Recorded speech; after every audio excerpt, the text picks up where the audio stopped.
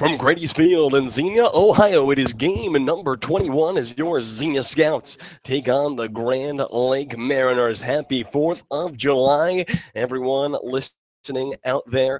The Scouts come in with a 4-game win streak. They stand 11-9, and they are half a game out of first place in the Great Lakes League Southern Division. The Scouts will send Caleb Bly to the mound as they look to pick up win number 5 in a row and make a run for first place in the Southern Division. So let's get you the lineup first for the Scouts. Batting first, playing center field, Francisco Andina. Batting second and playing short will be Ben Beachy. Jordan Lambert batting third and playing left. Donald Ring batting fourth and designated hitting tonight. Chris Ackerman is batting fifth and catching. Batting sixth and playing first base, Kyle Casserly. Caden Owens is in right. He'll be batting seventh. At the hot corner, it will be Aaron Takis batting eighth. And in the 9-hole, the second baseman, Ange Bourgeois. The man on the mound is Caleb Bly. Bly from Oklahoma Baptist University, the young Texan freshman, comes in with a lot to prove. We've seen improvement from him each and every day, each and every start on this season so far. The Scouts out there wearing their camo uniforms, special 4th of July uniforms for the Xenia Scouts, and looking to pick up another win here. So looks like we're about ready for baseball. It'll be Patrick Rafe batting first and playing left field. It looks like Bly has thrown his final warm-up pitches, and we are about ready to go. So Patrick Rafe stepping to the plate. Rafe, the left fielder from USC Upstate. Rafe, a .306 hitter on the year, a double and 3 RBIs. He steps in. He bats from the left side here against the right-handed pitcher, Caleb Bly. The third baseman, Aaron Tech, is in at first already. The first pitch of this ball game in there for a called strike. Fastball outside of the plate. And we are underway here at Grady's Field, the top of the first inning. Still scoreless, of course, between the Scouts and the Grand Lake Mariners. 0-1 the count. Bly looks to the catcher, Ackerman. He sets and delivers. And that one is hit into shallow left field. That's going to drop in front of Jordan Lambert, a base hit. So the Mariners have their first hit of the day, a lead-off single for Patrick Rafe. 1 on and nobody out for Grand Lake. The Mariners, they play in the Southern Division. Or not the Southern Division, I should say the Central Division. They come in with an even record, 9-9. Last season, the Scouts split the two contests between the Mariners and the Scouts. Those were played at Grand Lake's home ballpark in Salina, Ohio. So Rafe at first. The batter is Blake Buckman. Buckman from Louisiana Monroe, a .292 hitter, 9 RBIs. First pitch, fastball in there for a called strike 1. Caleb Bly, fastball, changeup, curveball. Throughout the season so far, we've seen the evolution, the development of that secondary pitch. Buckman bats from the right side here against the righty. Rafe leads from first. 0-1 the count here with nobody out in top of the first. Rafe, and the runner goes. Pickoff attempt over to first. The throw to second. They're going to hold it. Caleb Bly threw to the wrong base and just not enough time. Kyle Casserly kind of held the ball as he picked to first. And Caleb Bly looking over at Casserly, kind of saying, kind of with a look of what happened, what is going on. So now the leadoff man already in scoring position for the Grand Lake Mariners.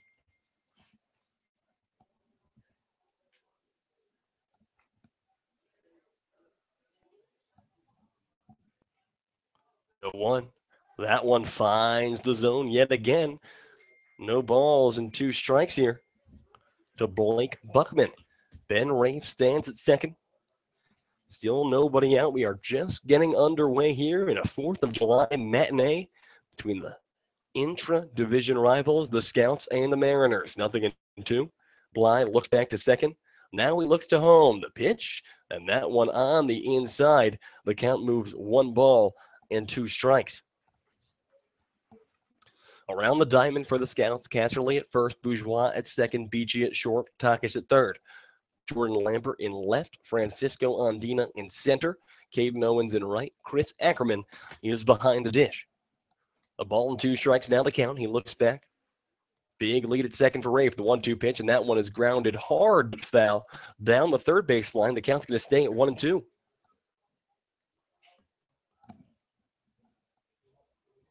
Bly from Oklahoma Baptist, the native of Texas, out there on the mound, just finished up his redshirt freshman year with the Oklahoma Baptist Bison. But as he goes into his second year, his first year of wasting eligibility, I shouldn't even say wasting, I should say using eligibility, looks to be a big pitcher on that OBU squad. Pickoff attempt back to second.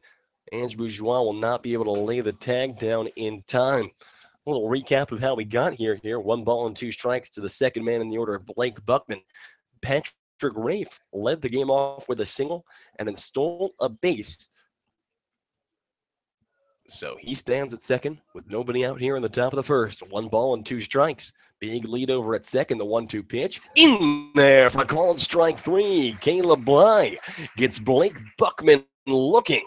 Fastball on the outside part of the plate, taken all the way. So that is the first out of this game for Caleb Bly. The first strikeout at that. So now 1 away and a runner at second. The batter is going to be Jeff Timko. Jeff Timko, the designated hitter from Eastern Michigan, a .368 hitter. That's the highest average in the lineup this afternoon for the Grand Lake Mariners. 4 doubles, 2 home runs, and 8 RBIs for the Eastern Michigan Eagle. He stands from the right side here against the righty Caleb Bly. Bly looks back to second. Now he delivers first pitch. High cheese. Swung on and missed. 0-1 the count to Jeff Timko.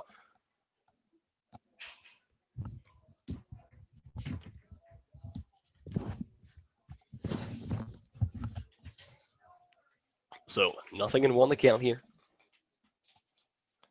Timko did not play at Eastern Michigan this past season. The native of Rochester Hills, Michigan. The 0-1 pitch, and Bly pounds the zone yet again, and we're seeing a pattern, 3 batters in here. Bly has not had any lack of control whatsoever. Ahead in this count now, 0-2. So Caleb Bly ahead in the count, 0-2 now. Still scoreless here in the top of the first. No balls, 2 strikes with 1 out, a runner at second. Bly looks back to second. Now he delivers, and that ball is hit high in the air and deep to left field. Jordan Lambert's going back, but that ball will clear the fence. A 2-run home run for Jeff Timko, his 3rd home run of the year, and the Grand Lake Mariners a 2-0 lead here in the top of the first. And you can hear the Mariner faithful. They made the trip out. So Caleb Bly has been attacking the strike zone early, but just left that one about chest high on the outside part of the plate. And Jeff Timko absolutely took advantage of it, blasting it over the left center field wall. So 2-0 Mariners, your score already here with 1 away in the top of the first. Now the batter is going to be Tucker Linder. Linder, the first baseman from Marshall University. He hits that one high going back, but that ball is also gone. The 2nd straight home run for the Grand Lake Mariners. Tucker Linder goes deep, his 2nd home run of the year. And just like that, 3-0, following a couple of straight jacks from the Grand Lake Mariners. So certainly not the inning that Caleb Bly was looking for by any means now. And 3 hits in the first 4 batters, 2 home runs. And you can hear the enthusiasm from the Grand Lake fans, the Grand Lake bench. But of course, the Scouts, they've been scoring a couple more than 3 runs per game recently. So if Caleb Bly can find his groove here, he'll be in good shape. Now the batter is Nate Osmo. Osmo, the shortstop from Dartmouth, a .281 hitter. First pitch curveball upstairs. The count goes 1 ball and no strikes here with 1 away in the top of the first. 3-0 Grand Lake Mariners is your score. Osmo, .281 hitter on the year, 5 doubles, 1 home run, 11 RBIs. The pitch. Fastball low and away. That one missing, so the count 2-0 now. A recap of how we got here. It was a Patrick Rafe single. Caleb Bly then got the second hitter in the lineup, Blake Buckman, to go down looking. But it was a home run from Jeff Timko, a 2-run home run, immediately followed by a solo home run from Tucker Linder. So 3-0 Grand Lake is the score. So 2-0 to count now to Nate Osmo as Chris Ackerman retreats from his meeting on the mound. 2-0 pitch. Fouled straight back, make the count 2-1.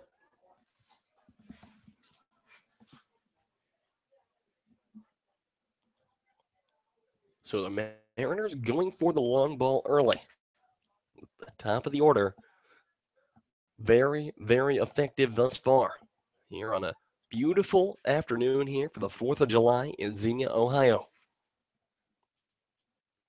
Here's the 2-1 pitch. Fastball right down the pipe, taken in there for a called strike 2. Even to the count, 2 balls and 2 strikes now with 1 away. Nate Osmo from Dartmouth, a .260 average with 20 RBIs for the Dartmouth Big Green this past year. The 2-2 pitch, and that one's hit high in the air and deep to left field. Looks like that ball is going to go foul. So another blast there for the Grand Lake Mariners, but that one just to the left of the left field foul pole. So the count's going to stay at 2-2. And for Caleb Bly, who might have thought he was about to give up his 3rd straight home run there, probably a sigh of relief.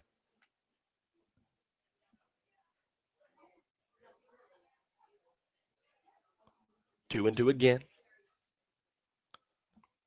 Bly looks to the catcher Ackerman. He sets and delivers. Check swing. Did he go? They will say he did not. The count goes full. 3 balls and 2 strikes here. Caleb Bly versus Nate Osmo. Osmo, the native of Portland, Oregon. Spending his summer all the way out here in the great state of Ohio. The 3-2 pitch. Curveball fouled straight back. We're going to do 3-2 all over again. And Caleb Bly, in these first couple of batters that he's faced, attacking the strike zone time in and time out. Unfortunately, just putting one in the wrong spot, and Jeff Timko and Tucker Linder both taking advantage with the long ball. A 3-2 pitch. And that one is hit hard left field. That's going to drop in front of Jordan Lambert. A base hit. Now the 4th hit off of Caleb Bly here in just the top of the 1st inning.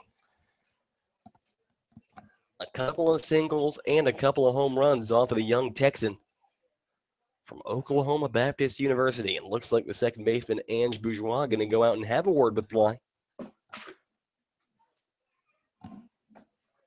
And looks like here comes pitching coach Corey Coobs as well. So while they're out there having a word, we'll see if we can get you the summaries of the action going on in the other games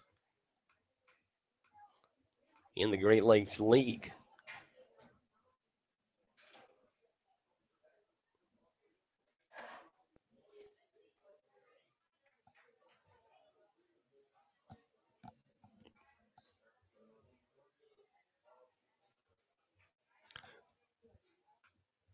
So the meeting at the mound now over. And now it's 1 on and 1 out.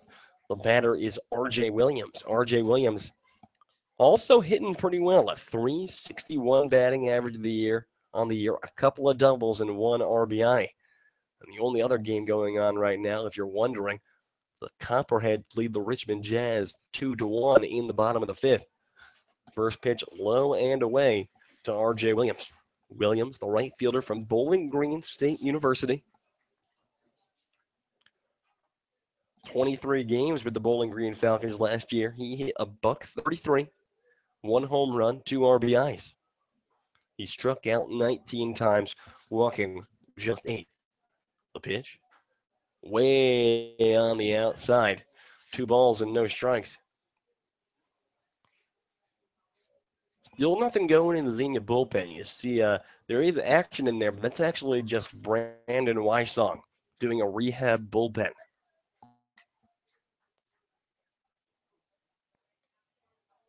The 2-0 pitch coming now. Bly looks to Ackerman and he delivers. Fastball just off the plate. 3 balls and no strikes to R.J. Williams. A struggle thus far for Caleb Bly, no question. He has allowed 4 hits to the first 5 batters that he has faced. Now behind 3-0 in the count to R.J. Williams. 3 balls and no strikes here with 1 away. 3-0 Grand Lake is your score. And Bly looks to the catcher but steps off. Looks at Nate Osmo over at first, kind of trying to keep him honest, send him back.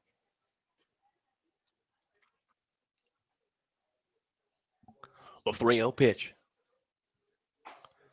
The get me across does just that in there for a called strike. The count moves 3-1. Jorge Lozano heading out to the bullpen. It'll be interesting to see if he warms up or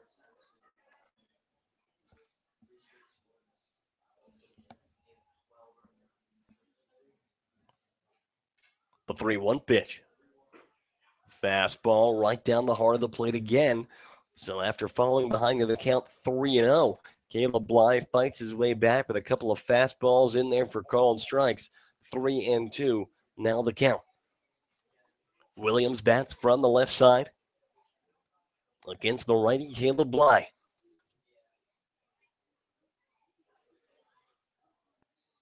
The 3-2 pitch. And that one's hit high in the air, deep to right field, but Caden Owens calls for it, makes the grab for out number 2. So another hard hit ball off of Caleb Bly, but just not deep enough.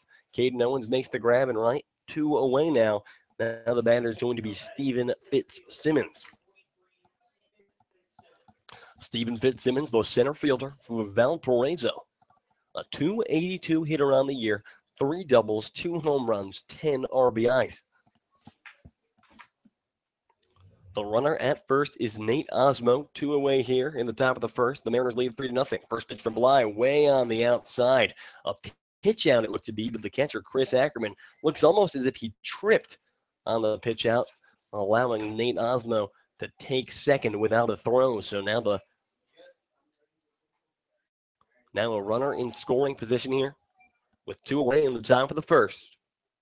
1-0 the score in favor of the Mariners. The 1-0 pitch from Caleb Bly. Fastball finds the zone. A called strike 2, or a called strike 1. On pitch number 2, evens up the count. 1 ball and 1 strike here with 2 away. Fitzsimmons, a .204 average, a double, a triple, and 3 RBIs with the Valparaiso Crusaders this past spring. Pitch. And that ball hit right back at Bly. He cannot make the play on one hop back at the mound. The ball ricochets off his glove, rolls over towards third base. And now it's runners at first and third for the Grand Lake Mariners.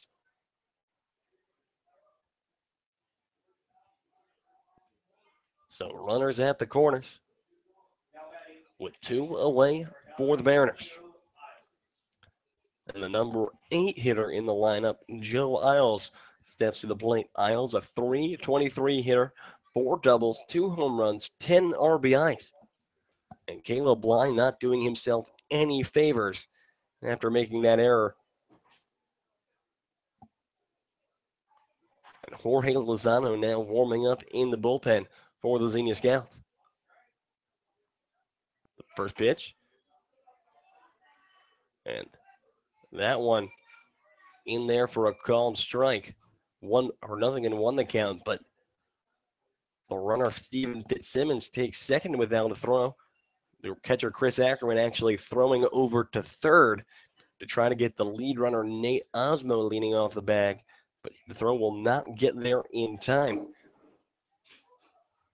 So check that. 1 ball and no strikes to count.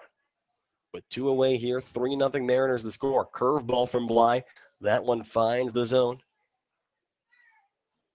Looks like it crossed in the zone and finished on the outside part of the plate.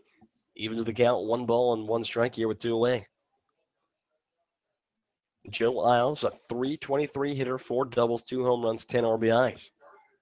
From Illinois State University, he hits one in the air towards the mound. Bly calls for it, makes the grab for out number 3. But 3 runs on 4 hits and 2 men left aboard for the Grand Lake Mariners in the top of the first.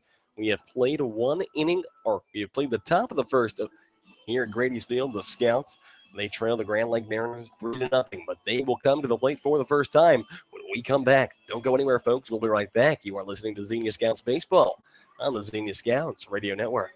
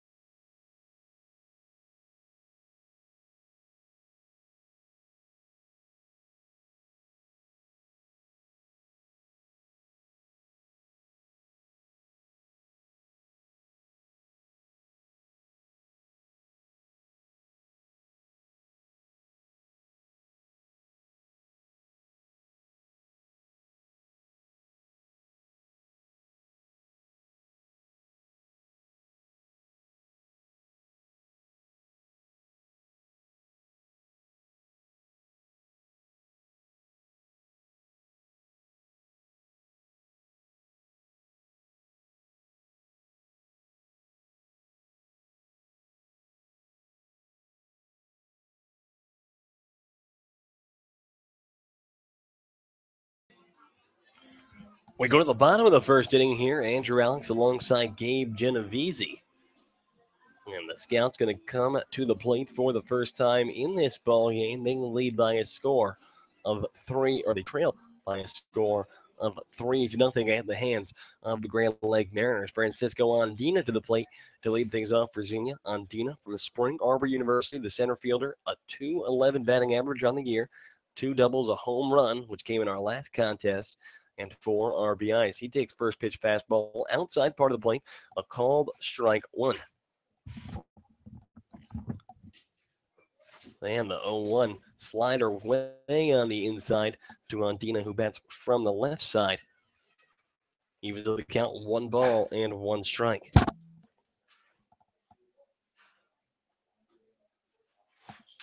Andina hits the 1-1 on the ground towards short. The shortstop, Nate Osmond, picks it up, throws it. Tucker Linder has to scoop it out of the dirt over at first, but that one is in time. Mark it down as a 6-3, 1 away here in the home half of the first. So the first man retired. Looks like we got Gabe Genovese back. Gabe, you missed some baseball. Some high-flying couple of home runs baseball. We don't normally see a multi-home run inning here at Grady's Field. I was over there doing the scoreboard in point streak. I was a little surprised to see Bly get hit early.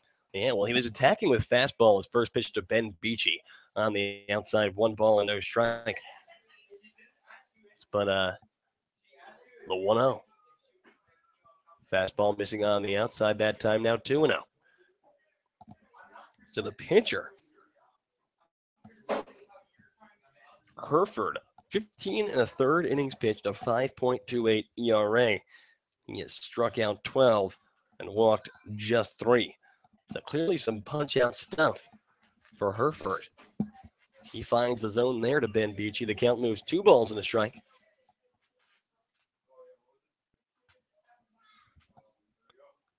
Beachy awaits the 2-1. Here it comes. And that pitch missing on the outside. So Beachy a favorable 3-1 count now. A 319 hitter on the year, 7 doubles, 1 home run, 15 RBIs. 3 balls and a strike now. Here's the pitch. And that one comes up and in, ball 4. So the Scouts have their first base runner of the game. Ben Beachy takes his free 90 feet and 1 on here with 1 out for Jordan Lambert. Jordan Lambert, the left fielder, a 300 hitter on the year, 3 doubles, 1 home run, 11 RBIs. The left fielder from the University of Tennessee, Martin. He has been hot of late. A 3-hit game, a 2-hit game. He takes first pitch fastball up and away. Ball number 1. But we just talked about how in 15 innings, Hereford only 3 walks. Well, the second batter that he faces so far today. 5-pitch walk to Ben Beachy. The 1-0 pitch to Jordan Lambert. That one is hit high in the air, center field. The center fielder Fitzsimmons calls for it, makes the grab. Out number 2. So 2 away now for the Scouts. And a duck on the pond as Donald Ring comes to the plate. Donald Ring, the designated hitter from Hillsdale College. A 263 hitter on the year, 3 doubles, 1 home run, 6 RBIs. The Scouts trailing 3-0 here with 2 away in the home half of the first. On a beautiful 4th of July afternoon at Grady's Field in Xenia. Ring hits from the left side against the righty. First pitch. And Donald takes fastball inside. 1 ball and no strikes.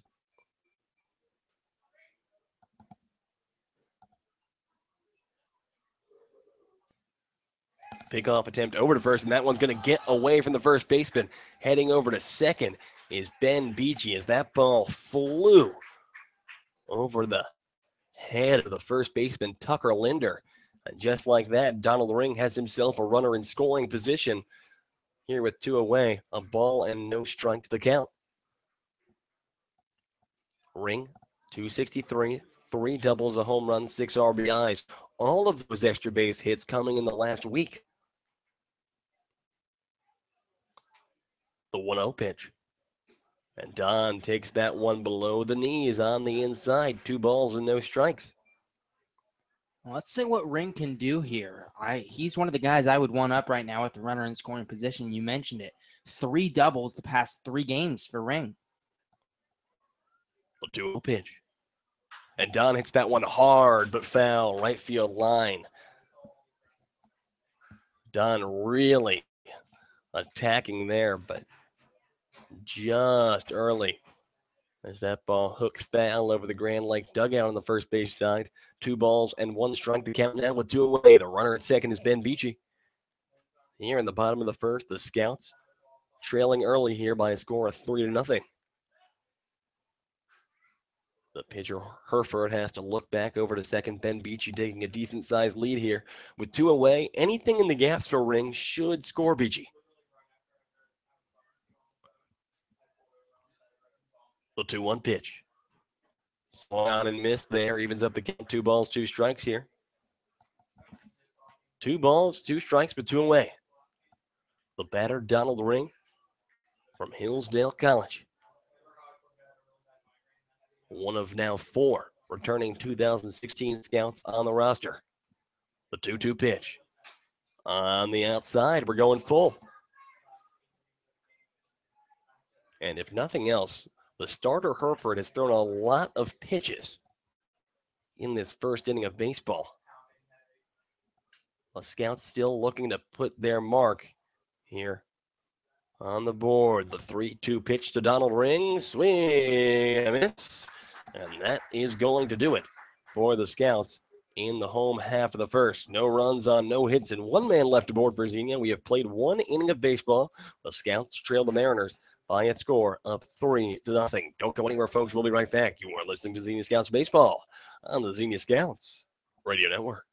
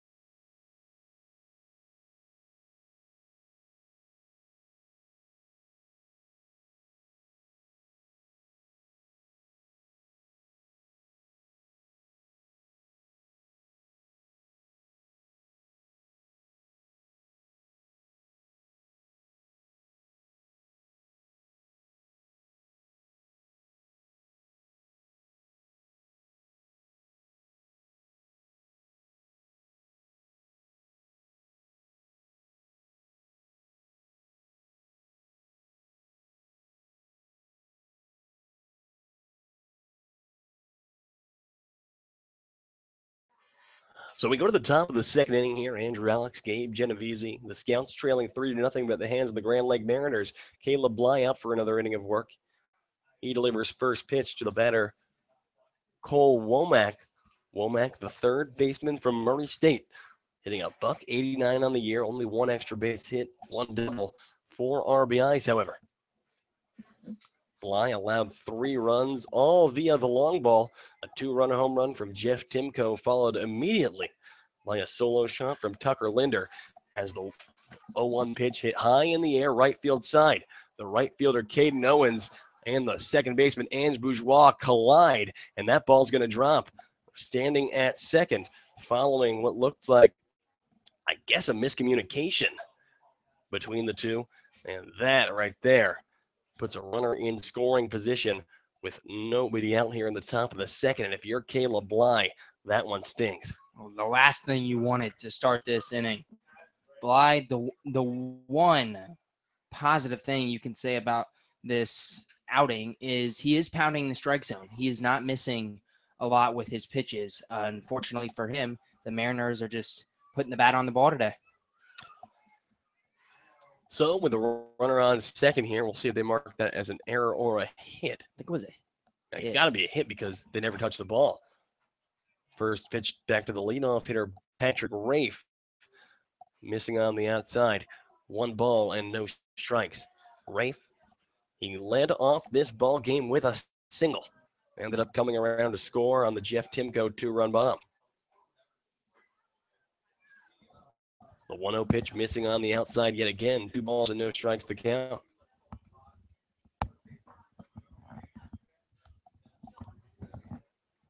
Rafe, 306 on the year.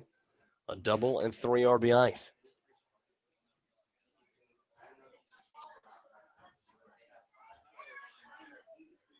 The 2-0 pitch hit high in the air, left field side. Jordan Lambert tracking at the foul line, makes the grab for out number 1. So the first ball hit in the air here in the top of the second inning for the Mariners. The Scouts could not handle. Jordan Lambert had that one, however, mark it down as an F7, and 1 away here for Caleb Bly. And did you figure out whether that was a hit or an error? Probably. It's a hit, right?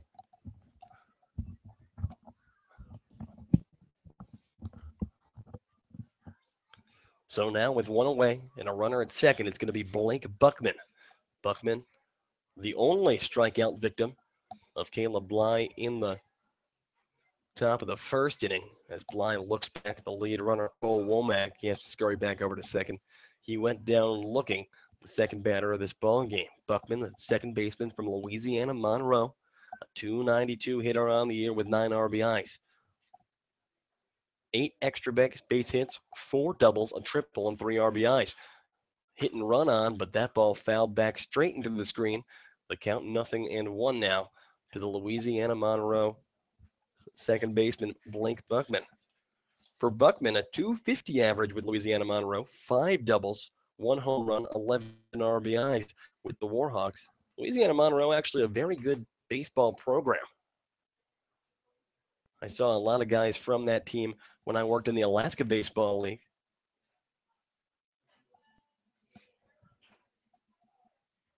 Now the 0-1 pitch coming from Bly. Big lead over at second for Cole Womack. And we look at Womack on the base paths. He's 2 for 2 on stolen bases so far this year, but big lead, a lot of confidence out there on the base path. You can already tell. And might be Grand Lake trying to do a double leadoff spot with a fast guy in the 9-hole, kind of like the Scouts do often with Francisco Andina. As time is called there, Bly seems very concerned with the runner Womack there over at second.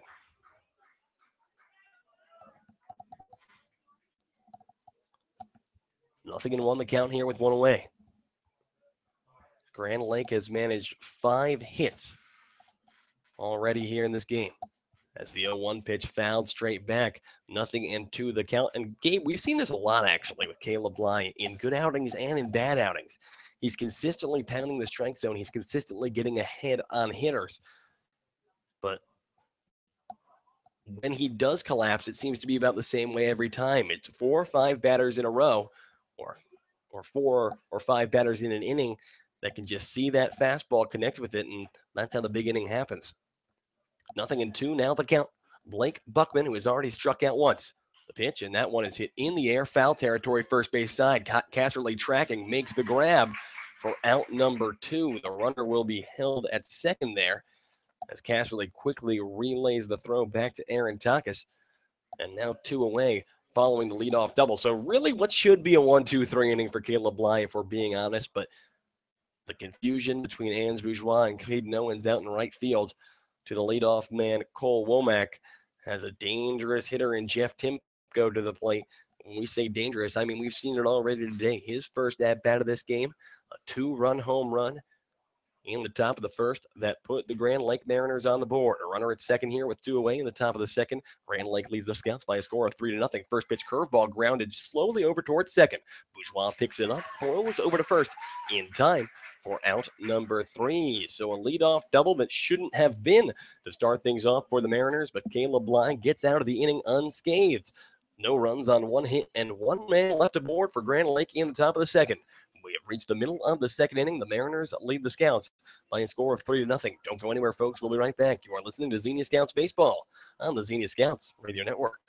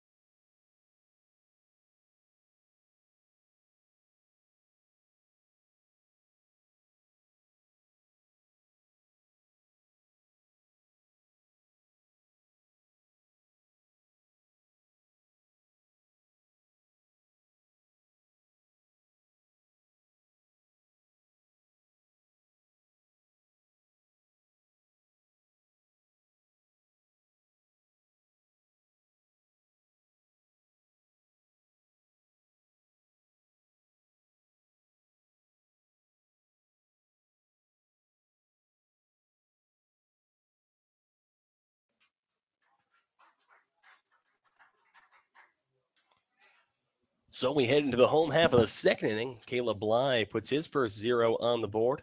And now the Scouts will come to bat for the second time today. First pitch to Chris Ackerman, way on the inside. 1 ball and no strikes to count to Chris Ackerman. Ackerman, the catcher from Hillsdale College, a 279 hitter on the year, 2 doubles, 2 home runs, 11 RBIs for the Howell, Michigan native. He attacks second pitch, foul ball, first base side, catcher chasing. He will watch it fly over the dugout. So a long strike there, and that ball, both the catcher and the first baseman thinking they had a shot at it. So for Chris Ackerman, a new chance at life here. 1 ball and 1 strike with 2 away. Yeah, that wasn't that far out of play. That hit about a foot or 2 on top of the dugout. Ackerman, as you said, gets a second chance here. So now 1-1 to count. Hereford delivers. And Ackerman rips that one into right field. That one drops in front of the right fielder, R.J. Williams. Chris Ackerman singles. The Scouts have their first hit of the day. And as I'm sure Dave Naw is yelling in the Xenia dugout, nobody no-hits the Scouts. And that's something the Scouts were looking for to start this second inning. Get the leadoff runner on. You're only down 3, despite it feeling like a lot more that top of the first inning. Yeah, forever. Just because it felt so long. It felt for like forever. But you got the whole ball game, chip away here, and in the past few games, we've seen the Scouts put up 6 3-spots in 1 inning. So Casserly attacks first pitch, hit high in the air, left field. The left fielder, Pat Rafe, is under it. He'll make the grab.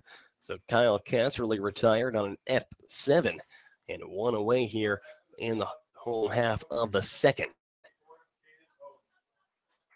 So now Caden Owens coming to the plate. Owens He has himself a 4-game hit streak going, even though there's a bit of a gap in between there. Owens, a broken right hand, missed a decent bit of time, at least in the batter's box. He has been on the mound slightly more consistently. First pitch to Caden, fastball outside part of the plate.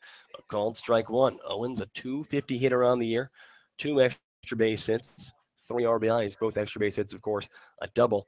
On the mound, the numbers are significantly more impressive. Not to say that not to say that 250 is horrible.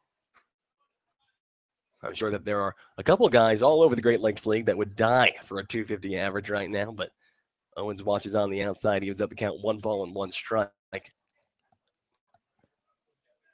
Owens. He bats from the left side here against the righty. Ackerman stands over at first here, 1 away in the home half of the second.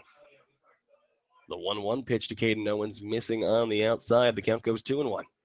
Caden from Oral Roberts University, the native of Jenks, Oklahoma. A sports powerhouse down there in the Sooner State. Wonder if Caden's an Oklahoma fan, as he takes 2-1 low and in, make the count 3-1. I feel like if he was an OU fan, he'd probably be repping big time. I haven't seen that yet. I believe he has family who goes to Oklahoma State. Yep. So there's a rift right there if he is a fan. 3 balls and a strike now to Caden Owens. The pitch swung on and missed. Got him on the curveball. The count goes full. 3 balls and 2 strikes to Caden Owens. Aaron Takis waits on deck, barring the double play ball. Owens a lot of speed on the base paths as well. Ackerman over at first, not as much speed, but the runner goes. Ball hit in the air. Ackerman retreating. Foul territory, first base side. The first baseman will watch that hit the roof of the Xenia dugout. We're going to do 3-2 all over again. So hit and run, an interesting strategy there. With 1 away. But the foul ball will send Chris Ackerman all the way back, and Ackerman had to quickly retreat in the event that that ball was caught by the third baseman Cole Womack. So Ackerman leads again, 3-2 here with 1 away. Owens fouls it straight back, hit and run on yet again with Chris Ackerman. The Scouts trying to get some offense going here in the second. Clearly, Bubba Cates not holding back. And maybe he's just thinking Owens is going to do whatever he can to fight the pitch off anyways, because it's a 3-2 count. So he's not going to leave Ackerman at first out to dry. So even if Owens, strikes out here, hopefully Ackerman can beat the throw to second. The hit and run on again. Owens lifts that one into shallow center field. That one is caught by the second baseman. Throw back over to first to try to get Ackerman.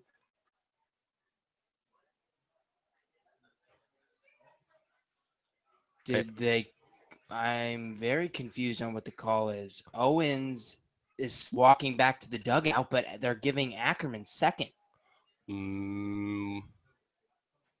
I am as confused as you are. Because I thought they might have called a balk without anybody knowing, but then Owens would. But would the pitch not count? Right, that's what I was thinking. Then the pitch wouldn't count because the balk comes before the pitch. Owens would be back in the batter's box with the 3-2 count. He might just not know, because I don't think anyone knows right now. The pitcher Herford is having a conversation with the field umpire there, and your explanation is the only logical explanation that I can think of. I don't know how Owens would be out, because the second baseman caught the ball, and Ackerman dove back to first safely, and then all of a sudden they point to Ackerman second. Ackerman was just given second. So we'll have to try to get an official ruling. And looks like Grand Lake manager going to head back into the dugout. Chris Ackerman stands at second.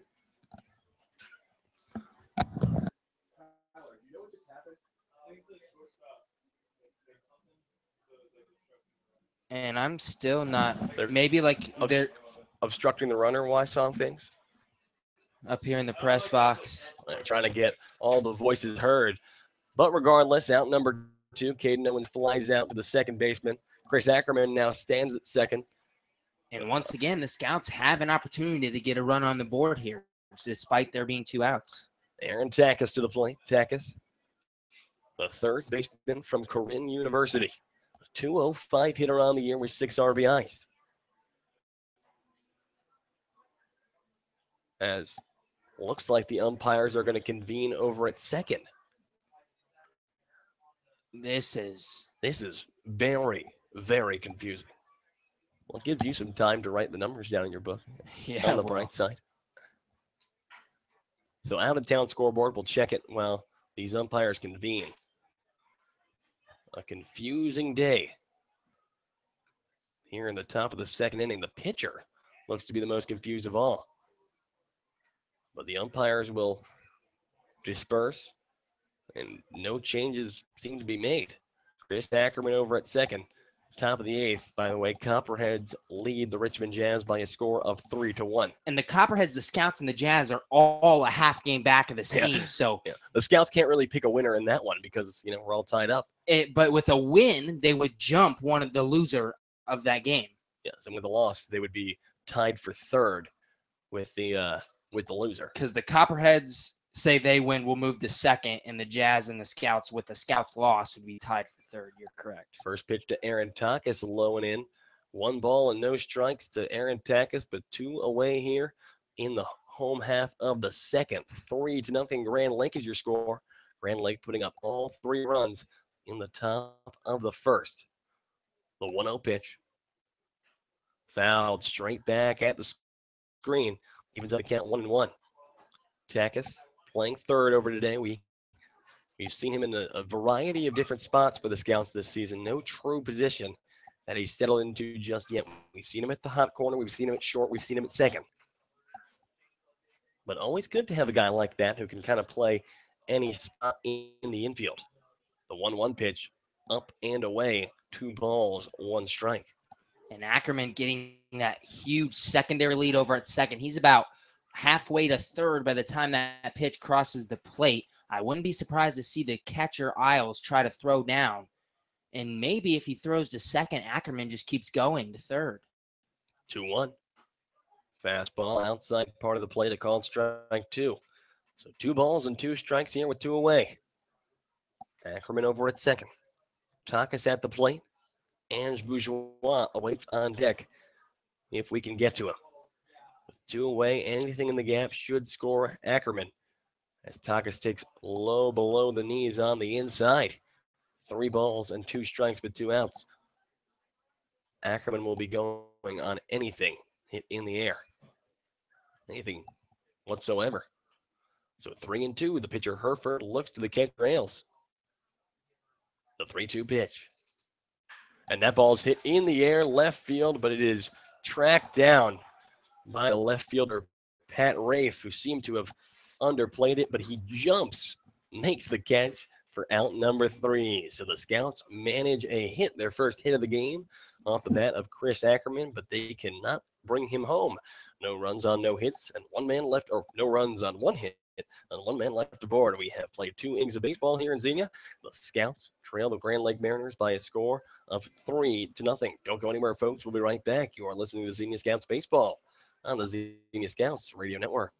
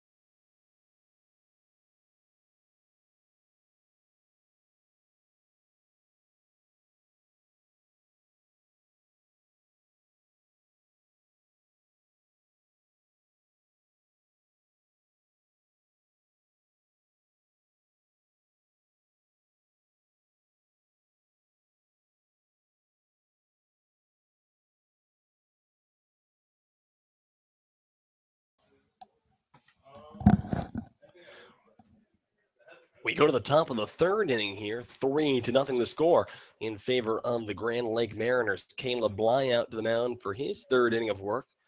And first pitch from him to the batter, Tucker Linder. That one taken low and away. 1 ball and no strikes now to Linder. Linder, the first baseman from Marshall, a solo shot his first time up, put that third run of the board on the Grand Lake Mariners back in the top of the first. Curveball hit high in the air, deep center field. Francisco Andina going back, but he will come under it and actually get called off by Jordan Lambert, who makes the grab for out number 1. So another hard hit ball there by Linder, but that one not going to clear the fence.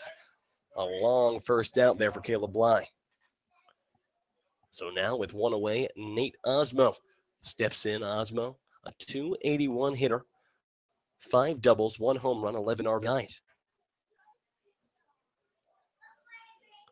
He bats from the right side here against the righty Bly. First pitch fastball way on the outside. A ball and no strikes the count. Osmo from Dartmouth. His first time up, a single. 1 of 5 hits off of Caleb Bly already in this ball game. A 1-0 pitch. That one comes way on the inside. 2 balls and no strikes to count. Osmo, the native of Portland, Oregon. He has 4 multi-hit games, 5 for 16 in his last 5 games. But 4 of those hits coming in one game as he hits one on the ground towards third. Takas picks it up, throws over to first in time for out number 2. So 2 up, 2 down for Caleb Bly.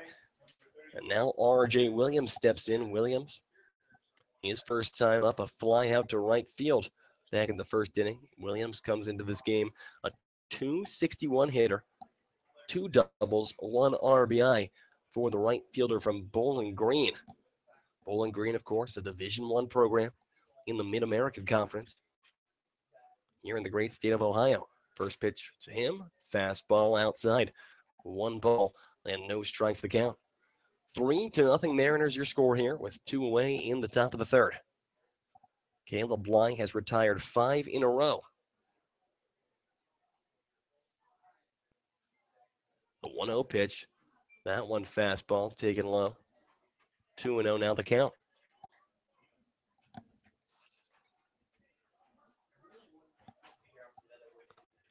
R.J. Williams bats from the right side, or from the left side, I should say.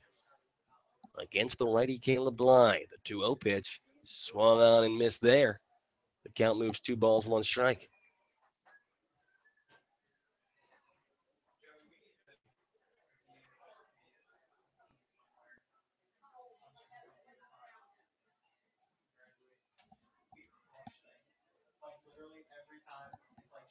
The 2-1 pitch. Off the plate, 3-1. And Bly, who has, I said retired 5 straight, but if you take the double from Cole Womack off the board, given that that really should have been caught by either Bourgeois or Owens, and then consider that an error on himself in the first inning, as that one comes way on the inside, ball number 4. So R.J. Williams takes first and 1 on with 2 outs for the Grand Lake Mariners. But if you consider the Fitzsimmons error and the Cole Womack double that shouldn't have been, realistically, ever since allowing that barrage of hits, that 4 hits in the first 5 batters, including the 2 home runs, Caleb Bly seems to have really gotten himself in some kind of groove here after blowing up a little bit in the first inning. First pitch now to Steven Fitzsimmons on the outside, ball 1. Fitzsimmons, a 282 hitter with 10 RBIs, a couple of home runs, 3 doubles on the year for the center fielder from Valparaiso. His first time to the plate, he reached on an error and a 1-hopper hit right back at Caleb Bly. Curveball, that one taken high. R.J. Williams steals the base there. The throw from Chris Ackerman off the mark. So a runner in scoring position and 2 away again for the second time in as many innings here against Caleb Bly. 2 balls, no strikes to count here with 2 away in the top of the third. The runner at second is R.J. Williams. And fastball outside part of the plate finds the zone. Called strike one, moves the count 2-1. The man on base, R.J. Williams. He has stolen now 7 bases on the season. He has scored 13 runs for this Grand Lake Mariner ball club as Bly goes to the same spot. Again, a fastball on the outside part of the plate for a called strike two. So 2 balls and 2 strikes here with 2 away in the top of the third. Bly looks to the catcher, Chris Ackerman. Looks back to second. Now he sets and delivers, and that ball is hit in the air, left field, foul territory. Jordan Lambert chasing. He will watch that bounce into the Xenia Scout bullpen. We're going to do 2-2 all over again. And just as you mentioned, basically after the 4 hits and 5 batters to start the game, in the last 10 batters, Caleb Bly has only let 3 get on base, and 1 was a fly ball to right with the miscommunication, and 1 was the error on himself. So he's only really allowed the walk in the last 10 batters, and he's gotten out of the damage done by the error and the fly ball. And Bly looks back to second again, trying to hold the lead runner, R.J. Williams, close to that second base bag. 2 balls and 2 strikes the count here with 2 away in the top of the third. Fitzsimmons bats from the left side against the righty, the 2-2 pitch on the outside, and the count's going to go full. Joe Isles waits on deck.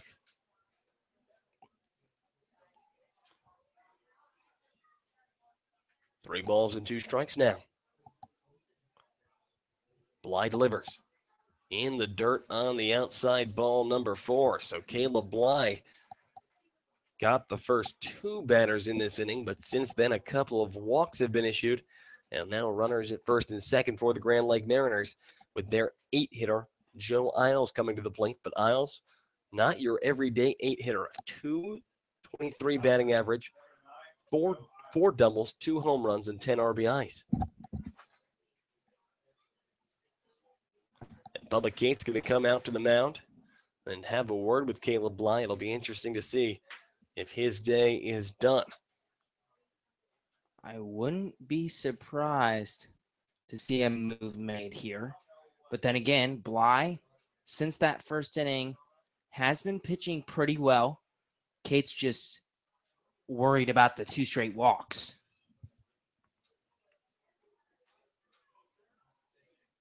So Bly having a word with Caleb Bly, or I- with Bly having a word with Bubba Cates. Ugh, And I I don't can't think talk. he's not going to make a move right now. I don't know who the move would be. Possibly Michael Pineda O'Donnell. Jorge Lozano was out there warming up in the bullpen. Jorge has appeared in the Scouts' past 2 contests. 1 inning pitched, then 2 innings pitched. Yeah. So not too many pitches Yeah. for Jorge, but 3 days in a row is a lot. And you see him throwing over there yet again. And for Jorge, who had a bad couple of first outings, no questions asked there. 13 earned runs in 3 innings pitched. But since then, the previous 3, or the next 3 innings, the more recent 3 innings after he was kind of on the shelf for a little bit with an injury, all 3 of those scoreless frames for the Dominican righty from Wright State. So now a runner at second. A runner at first and second, I should say, here. With 2 away, Caleb Bly trying to get himself out of a little bit of a jam. He'll have to face Joe Isles. Isles, his first time up, flew out back to the pitcher, Caleb Bly. That ended the top of the first. First pitch attacked, foul ball hard down the third base line. Nothing on the count. Isles from Illinois State. It's, of course, a Division I program in the great state of Illinois. The Redbirds. He's a native, actually, of Champaign, Illinois, which is not where Illinois State is located, but the University of Illinois, the Fighting Illini. Out there in Champlain, his ball hit foul down the third base line yet again. So Caleb Bly quickly ahead in this count, 0-2 against Joe Isles. Isles with the Illinois State Redbirds, a 226 average, 10 doubles, 2 triples, 13 RBIs for the Redbirds. Has hit in 13 of his last 15 games, a 9-game hit streak to start his season. Curveball from Bly in there for a called strike 3, and that will do it in the top of the third for the Grand Lake Mariners. No runs on no hits, but 2 men left aboard. Caleb Bly sits him down and gets himself out of the jam. So 3-0 Mariners as we head to the bottom of the third. Don't go anywhere, folks. We'll be right back. You are listening to Xenia Scouts Baseball on the Xenia Scouts Radio Network.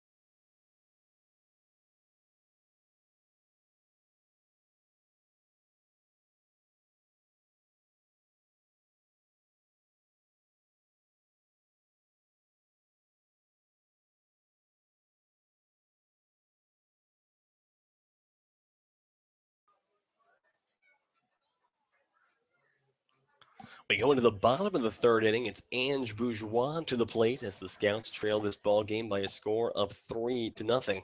Scouts picked up their first hit in the second inning, but couldn't bring him home. Chris Ackerman singling to lead that one off. First pitch to Ange Bourgeois. Low and inside. 1 ball and no strikes to Ange Bourgeois. It'll be Bourgeois, Undina, and Beachy due up in this inning. As the 1-0, same spot, low and in. 2 balls and no strikes to Ange Bourgeois. Bourgeois, the second baseman from Biola University, a 234 hitter on the year with 6 RBIs. He hits one on the ground towards first. The first baseman, Tucker Linder, has it. Steps on first for out number 1. A 3 unassisted to get things going. And now with the leadoff man down, it's going to be back to the top of the order for the Xenia Scouts with Francisco Andina. Andina, we saw him flex his power just the other day, a solo home run over the right field wall to give the Scouts a 4-3 lead. That would end up being the difference in that ball game. First pitch to Andina, he shows bunt but pulls back. Pitch is delivered low and inside. A ball and no strikes here with 1 away to Francisco Andina in the bottom of the third.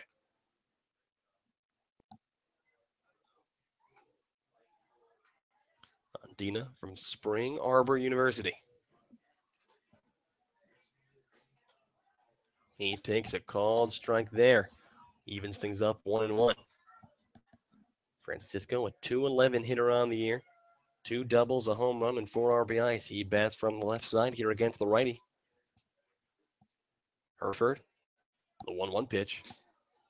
Low and in yet again. 2 balls and 1 strike. The Scouts have had 2 base runners so far this game. It was Chris Ackerman's hit in the second, and Ben Beachy walked in the home half of the first. The 2-1 pitch. Andina bunts it down the third base line, slow roller. The pitcher has it, throws over to first.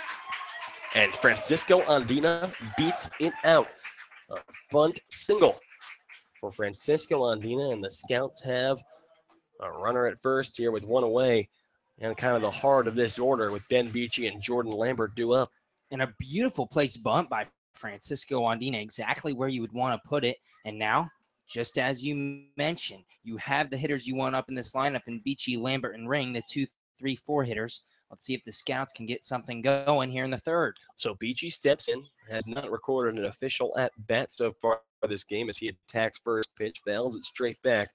No balls and a strike to Ben Beachy. Beachy, a 319 hitter on the year, 7 doubles, a home run, a team-high 15 RBIs for the shortstop from Otterbein College. Beachy's 319 mark, as I just mentioned, tops on the Scouts amongst the league leaders as well.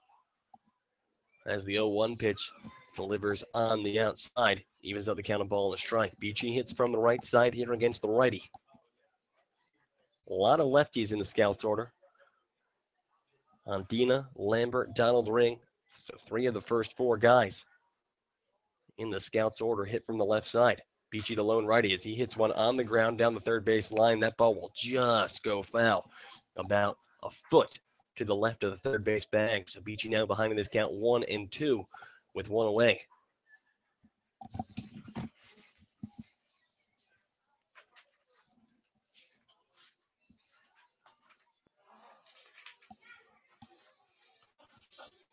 Francisco Andina, the runner at first.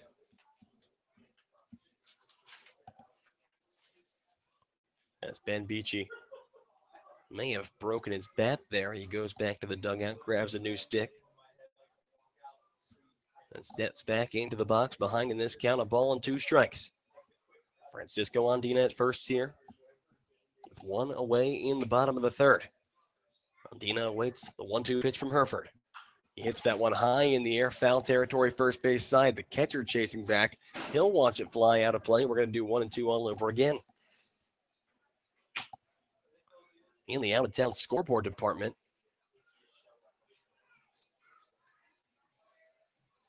the Copperheads, they were leading the Jazz by a score of 3-1 in the 8th. That game's now in the top of the 9th, and Richmond has taken the lead, 5-3 Jazz in the top of the 9th. And I pump my fist there because I personally think the Copperheads are a better team than the Jazz. As that ball fouled out of play down the third base or down the first base line. We're going to stay at 1-2, and that's a tough call. I mean, I think that the Copperheads bullpen being collapsed, if you collapse once again, you saw it there, kind of a reoccurring theme. Definitely their Achilles heel. The Copperheads definitely a better hitting team. Yes, the 1-2. As Beachy skies that one, foul ball, first base side. So Ben Beachy continues to fight in this at-bat. Now 3 straight foul balls after falling behind in the count 1-2. And for Beachy, a guy who we've seen it with the extra base hits, 7 doubles. That's most on the Scouts. Has been really the spark plug of this Xenia offense all season long. He awaits the 1-2 pitch yet again. Here it comes. That ball in the dirt. Evens up the count, 2 balls and 2 strikes. Andina thought about trying to take the base, but ends up holding off. So 2-2 now, the count to Ben Beachy.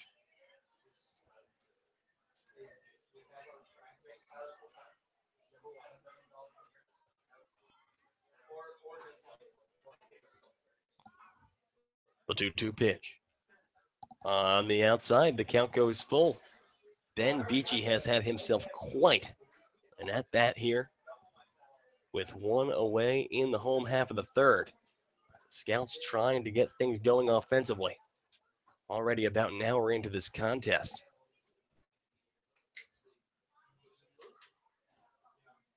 The 3-2 pitch.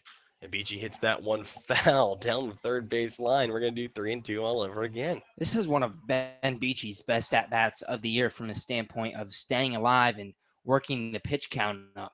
It will be, I'm going to say, maybe not his most significant, but best at-bat of the year if he can get a hit here. So Beachy steps back in. Gabe said it perfectly. Showing the plate discipline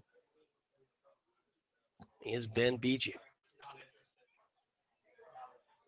A 3-2 pitch, swing and a miss. Francisco Andina tries to steal the bag. That one, he gets it, and that ball rolls into center field. He's going to take another 90 feet and head to third. So Ben Beachy strikes out in what was about a 9 or 10 pitch at bat, seemingly. And Francisco Andina steals a steals a bag. Beachy strikes out. The ball goes over the head of the second baseman, rolls into center field, and at 180 feet of advancing there. And for Ben Beachy, a quality at bat at the end of the day, given what happened. And once again, for the third straight inning, so in all the innings of this ball game, someone on the Scouts has a chance to put Xenia on the board with a runner in scoring position and 2 outs. And Jordan Lambert is exactly who we're referring to. And he attacks first pitch. It's hard down the right field line, but foul. So all that is nothing in one. Beachy's strikeout, by the way, the second strikeout of the day for Joe Herford. Jordan Lambert hits from the left side against the righty here. Lambert 0 for 1 on the day. He flew out to center his first time up. The pitch and a curveball fouled hard down the third base line yet again. And Jordan Lambert quickly finds himself behind in this count, 0-2. And that's where, as a hitter, that's just tough luck right there, making hard contact on 2 straight balls, and now you're down in the count and in a bad spot. So 0-2 here with 2 away. Francisco Andina over at third here in the bottom of the third. And the 0-2 pitch way on the outside. 1 ball and 2 strikes. Jordan Lambert, a 300 hitter coming into this contest. 3 doubles, 1 home run, 11 RBIs. He awaits the 1-2 pitch. Here it comes. And that one is roped into right field, and that ball is going to drop. Francisco Andina comes home to score an RBI single off the bat of Jordan Lambert, his 12th RBI of the year. And the Scouts are on the board. They now trail this one by a score of 3-1. And a good piece by Lambert to wait back there in an off-speed pitch, took it out to right field. And finally, the Scouts have had 2 outs in all these innings, but they've had chances to score in every inning. And finally, Jordan Lambert's able to come through. So 3-1 now the score, and Donald Ring to the plate. Rings went down swinging his first time up. First pitch to him on the outside. 1 ball and no strikes. Ring, a .263 hitter on the year. 3 doubles, a home run, 6 RBIs. He hits from the left side against the righty. The 1-0 pitch. On the outside yet again, 2-0. Joe Herford, following the at-bat versus Jordan Lambert, he is now 53 pitches deep. We'll make it actually, sorry, our pitch count thing is slow. Mm-hmm. Make it 57 pitches deep now. Mm-hmm. And, but that's where you got to give credit to Ben Beachy, all the credit in the world. That ended up being a 10-pitch at-bat. So 2-0 to Donald Ring. Ring awaits. The pitch from Herford. Fouled straight back. Donald had his pitch there, just missing it. 2-0 fastball right down the middle at the belt. And Ring knows it too, kind of tilts his head like, I should have had that one. Ring 10 for 38 on the season. The 2-1 pitch. Runner goes, throw it over to second. Not in time. Jordan Lambert slides in safely. His 5th stolen base of the year. Now 5 for 5 on stolen base attempts is Jordan Lambert. And those first 4 were in like the first 2 or 3 games. I think he had, it might have been like 1 in the first game and 3 in the second game, or it might have been all 4 in one game. I can't remember exactly. But Jordan Lambert at second now. 2 balls and 2 strikes to Donald Ring. Anything in the gap should bring home run number 2. 2 balls, 2 strikes, and 2 outs. The pitch, that one comes way inside, right below the knees of Donald Ring. The count goes full now, 3-2. And the second baseman, Blake Buckman, is way into the grass in right field, a few steps back and shallow right. So a ground ball by Ring deep in the hole will probably get fielded, kind of like a mini shift for Buckman at second. The 3-2 pitch. Low and in the dirt, ball number 4. Donald Ring takes his free 90 feet. And the Scouts with runners at first and second, with the man who picked up his first hit, their first hit of this ball game, coming to the plate in Chris Ackerman. Donald Ring, another very long at bat against Joe Herford. Herford now over the 60 pitch mark, 61 thus far in this ball game. Looks like his manager out to the mound to have a word with him. Yeah, O'Neill out talking to him, along with the catcher Isles. No one else in the infield in. But as you mentioned, Chris Ackerman already one hit today. And with Jordan Lambert, who will be running on any contact with 2 outs, he might score on just a single from Ackerman. And that's exactly right.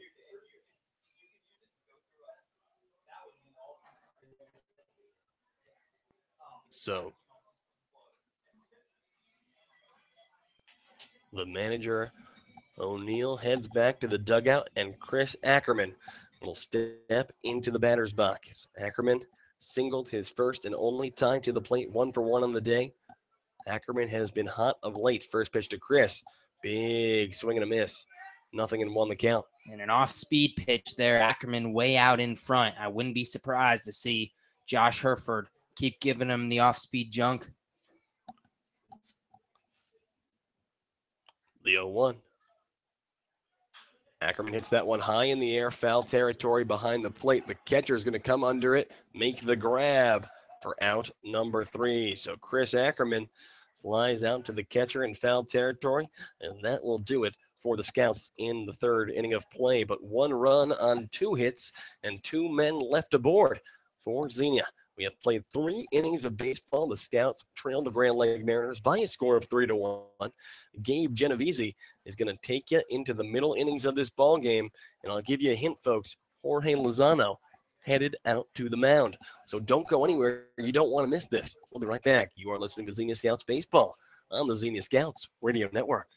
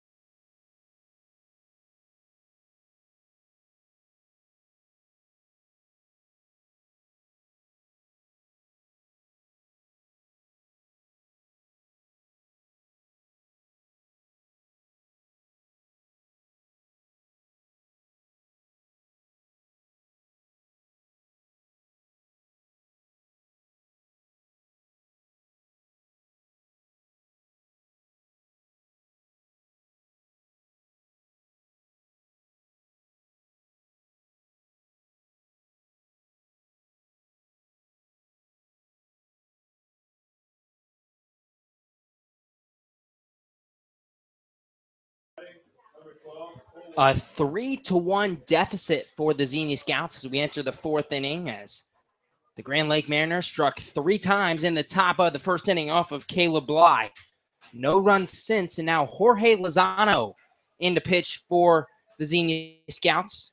Caleb Bly's final line, 3 innings pitched, 5 hits given up, 3 runs all earned, 2 walks, 2 strikeouts, and now Lozano, who has pitched 3 straight scoreless innings out of the bullpen, comes in to pitch the 4th. Batter Cole Womack. Womack takes the ball on a strike. Count even at 1-1. Womack, the 9-hole hitter for Grand Lake today. 1-for-1. He takes a strike in the outside corner, 1-2.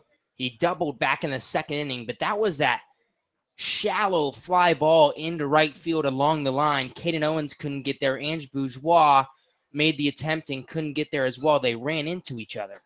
1-2, high at the chin, 2-2. It was Womack's 2nd double of the year. He's now 8 for 38 on the season. He came into today batting $189. Cole Womack, it was just good for him to see the ball hit the ground as he was 1 for 20 in his last 6 games. This time he skies one shallow center field on a curveball, and it'll land right in front of Francisco Andina. So 2 bloop hits for Cole Womack here to start the day after being 1 for his last 20. And the Mariners have their leadoff runner aboard here in the 4th. And the top of the order back up with Patrick Rafe. Rafe singled and scored in the first inning. Didn't have to do much to score, just jogged around the bases as Jeff Timko hit the 2-run home run.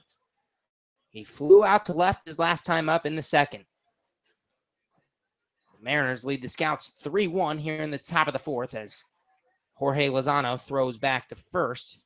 Womack dives back safely. Aaron Takis playing in at third base as the bunt is shown. It's laid down. Ackerman will pick it up, fire to first. And now they go first to third. The throw from Casserly goes over the head, and that run is going to score. Oh, my. Cole Womack scores from first on a bunt. A bunt and run by Patrick Rafe. Rafe laid down the bunt. He was out at first as Ackerman picked it up and fired to first. Cole Womack had no intention of stopping. He went straight from first to third. And then the throw high from Casserly causes Womack to go home. And it is 4-1 Mariners. And boy, does that hurt if you're the Xenia Scouts. A simple bunt. And Kyle Casserly doesn't realize Womack is going for third. He throws it late and high. And a run scores.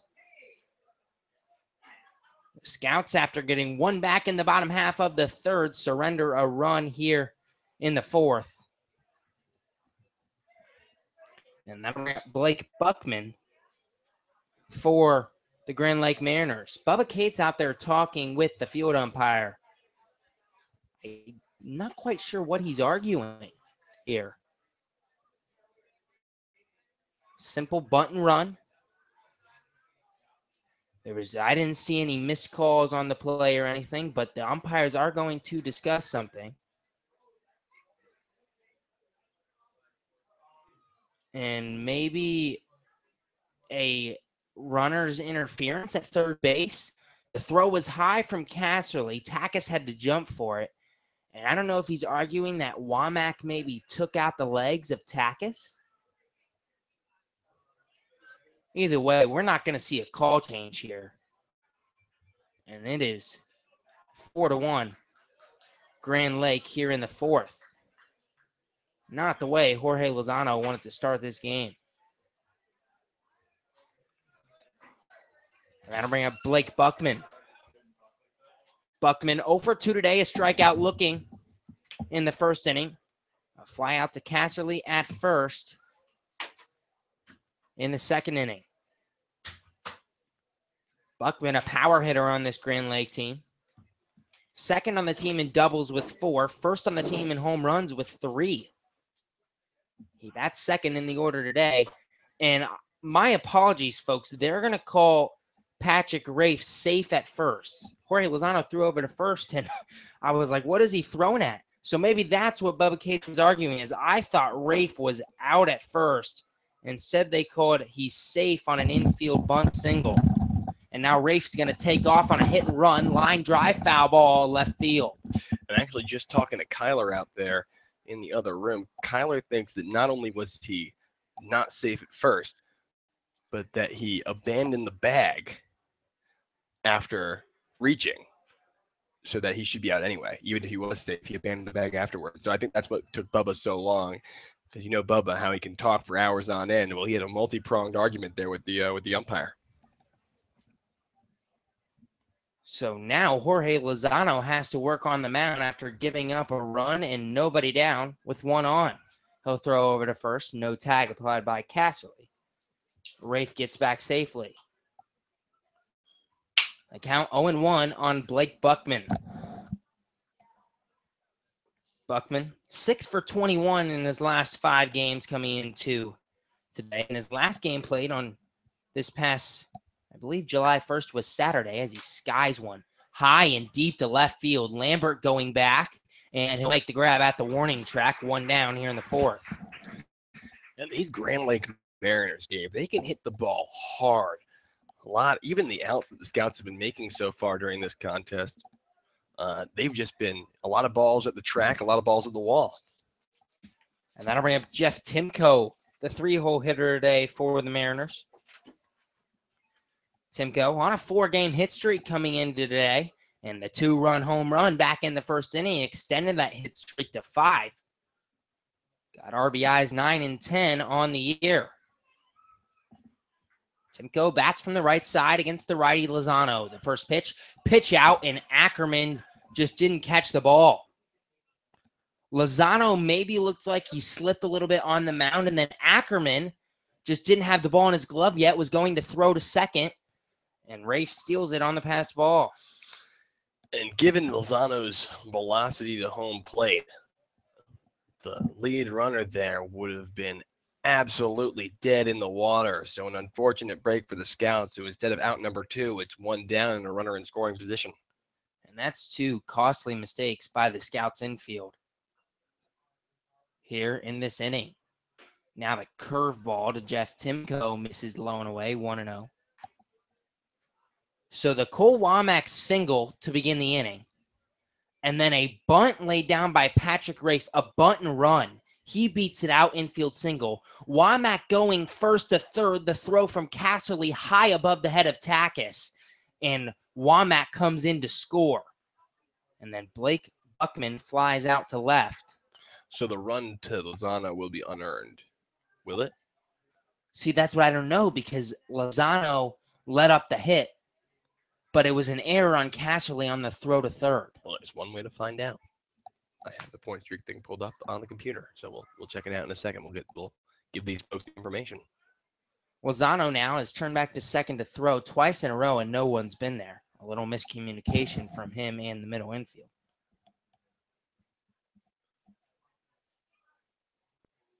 Count 2-0 on Jeff Timko. And the run is earned to Jorge Lozano. Okay. 2-0. Chopper, high chopper, slow chopper. Takis fields, throws across the diamond, and he's safe. Jeff Timko beat it out. And some of the crowd here at Grady's Field did not like that call. I don't see Bubba Cates coming out to argue yet. But runners on first and third now for the Mariners. I don't particularly like that call, but I'm not going to give some kind of all-encompassing the umpire's wrong, because we watched the game from a weird angle. But from the looks of it, Takis had a good throw there. It was certainly close, but I think he had him by maybe a step. That brings up Tucker Linder, who already went deep in this game. Linder 1 for 2 on the afternoon. A solo shot back in the first inning, his second home run of the year. Now the pitch. Fastball. Fouled off behind the plate, 0-1.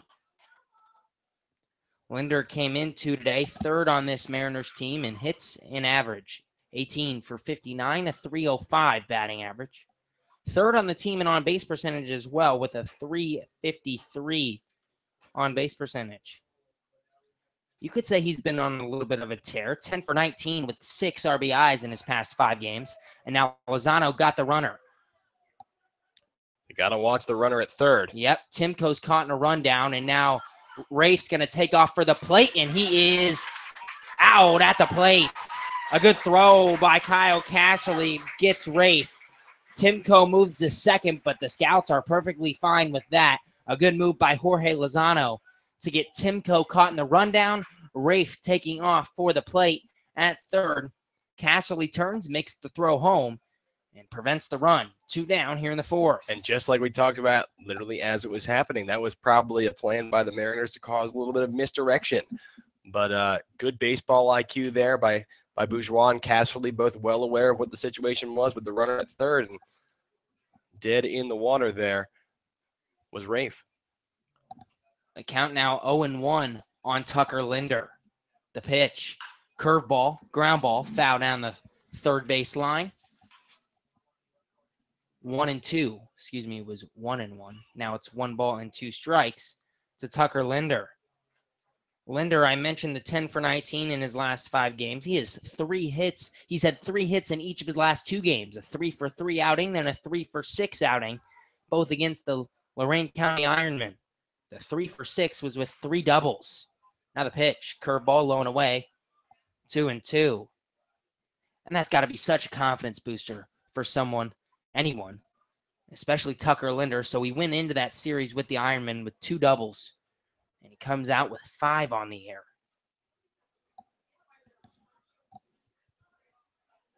That's one way to raise your average right there in a weekend. Lozano sets the pitch. Curveball in the dirt. A good block by Ackerman. The runner going. Ackerman throws to third, and he is safe at third. Oh, Timko dove in there under the tag of Takis. And there's a runner 90 feet away with 2 down. And the Scouts have just been on the wrong side of a ton of close plays here in this inning, Gabe. First the bunt single, and now that.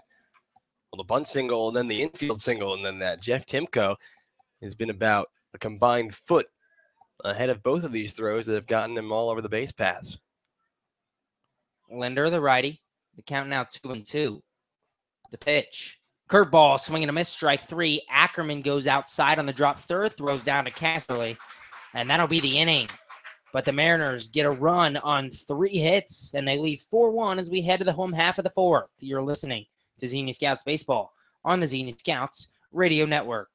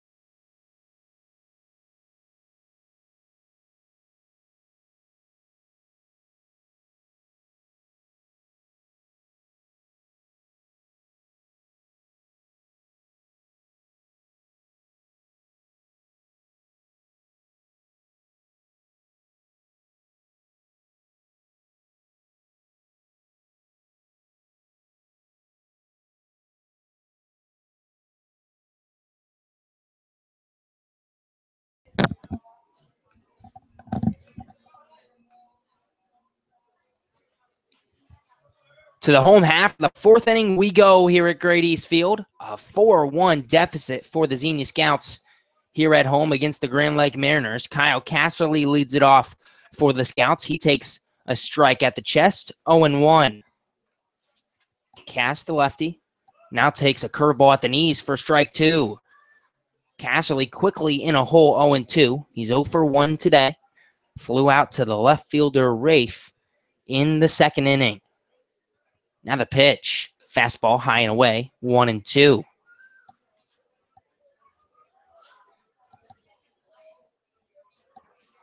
Cass, a 212 hitter on the air. Now the 1-2 pitch. Fastball, line drive, right center field. That ball is going to land. That ball is going to be cut off by the right fielder. Casserly booking around first in there with a stand-up double to lead off the 4th.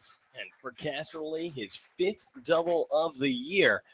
And he has been getting it done the past couple of games. We saw he was 2 for 4 in the last contest against the Cincinnati team. So a couple of guys starting to heat up in the Xenia Scouts lineup. And by the way, we know he's not in the lineup, but add Joey Roddy to that list. Over the past 7 games, Joey Roddy hitting 250.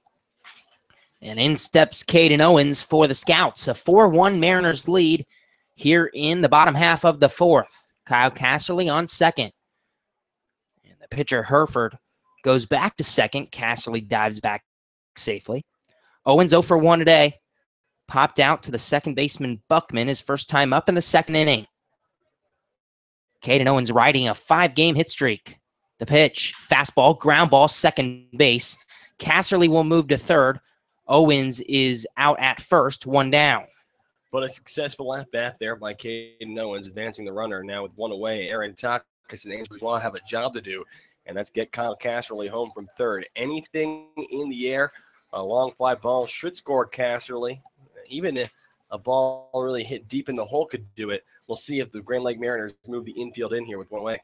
Up 4-1, I would not be surprised to see the Mariners just stay put, and the middle infield will stay deep along the grass as the first pitch to Takas, fouled off behind the plate, 0-1. So a ground ball pretty much anywhere in the middle infield should score Kyle Casserly as the Scouts find themselves down 4-1 here in the fourth. Takas 0-for-1 today. He flew out to the left fielder Rafe back in the second inning. Came into today batting 200. The 0-1 pitch, high and away, 1-1. By the way, just to keep you posted, final score, the Richmond Jazz 5, the Copperheads 4. So with a win today, the Scouts would move into third place in the Southern Division, as it was a 3-way tie for second between the Jazz, the Copperheads, and the Scouts. As the 1-1 pitch to Takas, line drive, base hit, center field. Kyle Casserly will score an RBI single for Aaron Takas, and it is 4-2 here in the fourth. And we said a long fly ball will do it. Well, Aaron Takas just does just as good. Really connects with that ball, a gapper in the right center field side. And the Scouts, after what looked to be a really good first couple innings for the starting pitcher here, Joe Herford. Since then, the Scouts have now 4 hits in the last 2 innings. And Ange Bourgeois, the 9-hole hitter to the plate. He takes a strike at the knees, 0-1. Bourgeois, a .238 hitter, 0-for-1 today. Grounded out to the first baseman, Linder, back in the third inning. Up here again in the fourth. Takas stands on first for the Scouts. The pitch to Bourgeois. Ground ball past the glove of the first baseman, Linder. That'll trickle into right field. Takas will hold up at second. And there's 2 on with 1 out here in the fourth. So the tying run now aboard and back to the top of the Scouts order. It'll be interesting to see how long the Grand Lake Mariners are willing to keep their starter, Joe Herford, in this game.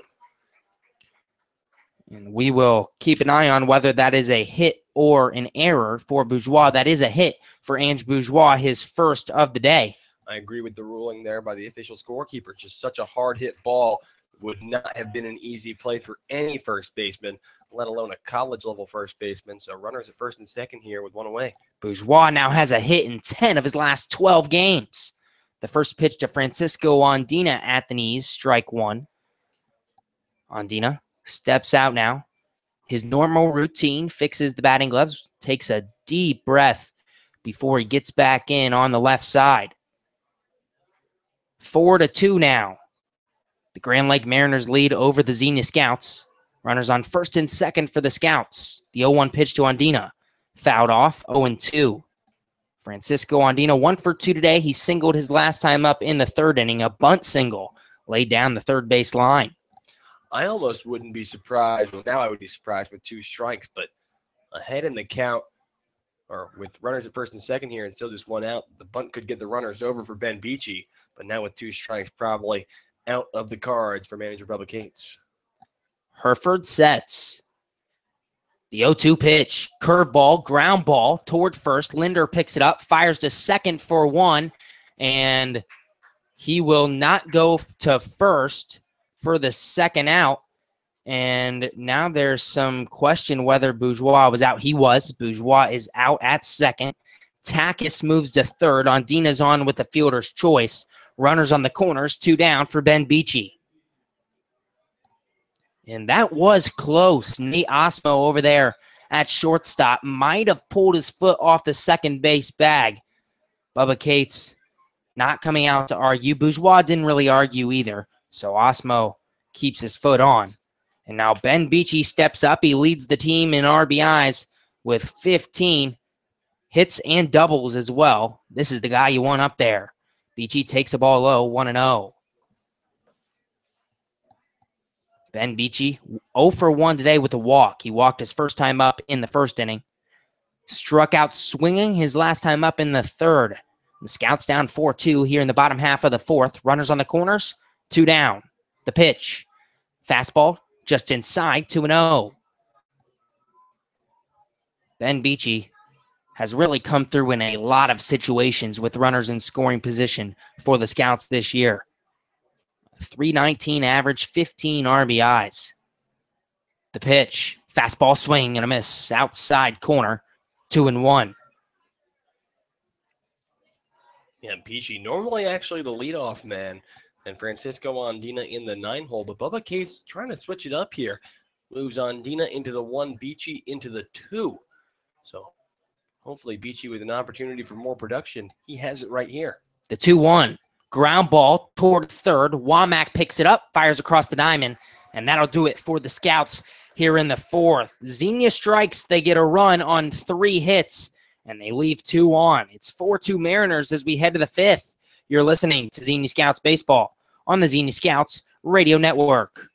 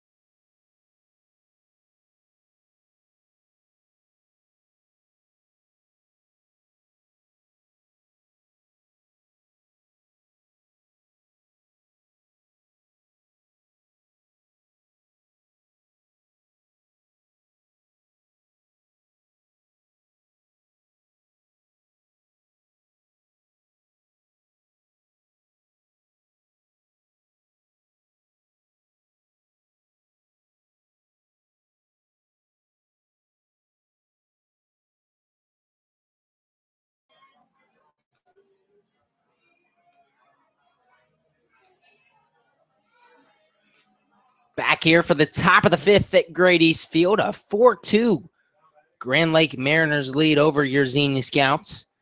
Jorge Lozano back on the mound for his second inning of work for the Scouts. Nate Osmo will lead it off in the fifth for the Mariners. He takes a hack at the first pitch. Ground ball toward Beachy at short. He fires across the diamond. 1 down. Nate Osmo is now 1 for 3 on the day, and that'll bring up R.J. Williams for the Mariners. Williams 0 for 1 with a walk today. Flew out to the right fielder Owens his first time up. Walked back in the third inning. Got stranded on second. The Mariners 3 runs in the top half of the first on 2 home runs. A 2-run shot from Jeff Timko. A solo home run from Linder. And now the first pitch to R.J. Williams. Low, ball 1. And then 1 more run in the top half of the fourth for the Grand Lake Mariners. On a bunt and run, and then an error on Kyle Casserly. And Cole Womack went from first to third. Williams fouls one off, 1-1. That brought the 4th run across for the Mariners. For the Scouts, a run in the third and a run in the fourth. They have left quite a few runners on base, though, and now the official count, 6 runners left on base for the Scouts here through the first 4 innings of play. Now the pitch. Fastball low in the dirt, 2-1 to R.J. Williams. And the earned run last inning on Jorge Lozano ended 3 straight scoreless innings for the Wright State Raider.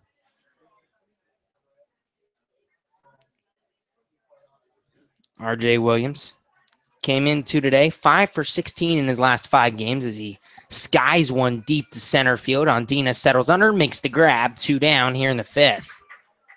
So this is exactly the start you were looking for Jorge Lozano here in the 5th. 2 quick outs. Absolutely, Gabe. And the question kind of is, how long is Jorge Lozano going to last in this one? Like you said, 2 innings on Saturday, 1 inning on Sunday. Or no, I switched that. Switched it. Yeah, switched that. 1 inning on Saturday, 2 innings on Sunday. So it'll be interesting to see if fatigue plays into this at all. I don't envision him going much longer than at least just this last inning here. The first pitch to Steven Fitzsimmons, curveball outside, 1-0. I wouldn't be surprised to see Lozano go one more inning if he gets Fitzsimmons right here. Yeah, no, that's right. The 1-0. Fastball at the knees, 1-1. Steven Fitzsimmons 0 for 1 with a walk today, but he's reached base both times as he reached on an error in the first inning. Walked in the third. Hasn't got past first base all day. The 1-1 pitch. Fastball low, 2-1.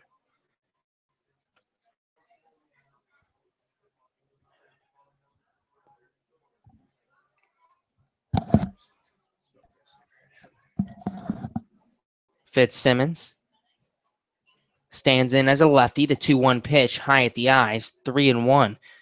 And Lozano's kind of been struggling with the control of that fastball. Yeah, Lozano, like you said, the control a little bit off. And that's the thing with Jorge. It's kind of a mixed bag depending on what you get. When you get him in a groove, he's doing well. But if he struggles, it's consistent. The 3-1 pitch fouled off behind the plate, and we'll go full. But even if you talk about that first outing he had, that opening day start, 3 innings pitch, he struck out 5 guys in just the first 2 innings. The struggles came in the third when they went through the lineup the second time, and then he was missing and couldn't find the zone at all whatsoever. We saw the same thing in the second start against Hamilton. The 3-2 curveball blooped into left field. Lambert coming on, makes the grab, 3 up, 3 down here in the 5th. The Scouts trail 4-2. We'll head to the home half of the 5th inning. Lambert, Ring, and Ackerman due up for the Scouts. You're listening to Xenia Scouts Baseball on the Xenia Scouts Radio Network.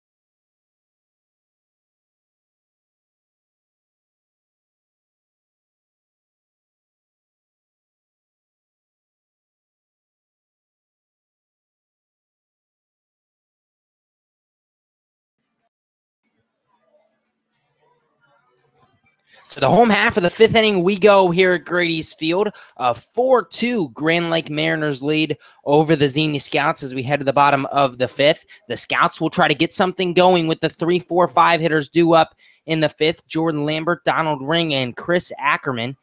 Andrew Nixich, the new pitcher for the Grand Lake Mariners. And Josh Herford's final line, 4 innings pitched, 6 hits, 2 runs, both earned, 2 strikeouts. Andrew Nixich has had a pretty good year thus far. Yes, Andrew Nixich, 4 2/3 innings pitched in 5 appearances. He has not allowed a run yet, ERA at 0, 6 strikeouts, 3 walks in, like I said, 4 2/3 innings pitched, a 125 batting average against. So a bunch of short outings for Nixich as 5 appearances, only 4 2/3 innings. The righty on the mound faces Lambert, the lefty. He blows a fastball by him, 0-1. Andrew Nixich plays his college ball at Illinois State. A 6'3", 200-pound righty for the Redbirds. The 0-1. Fastball, ground ball, up the middle, base hit. Jordan Lambert's on for the second time today, his second straight single. And that's just the third hit of the year allowed by Andrew Nixich. And for those of you who haven't quite been following along with this story, before every game now, Jordan Lambert tells us how many hits he thinks he's going to get. Today, it was 2. Well, hopefully he has a little bit more left in the tank because that's true. And just to follow up, so this has been going on 4 days now. The first day he said he was going to get 3 hits. He got 3 hits. Second day he said he was going to get 2 hits. He got 2 hits.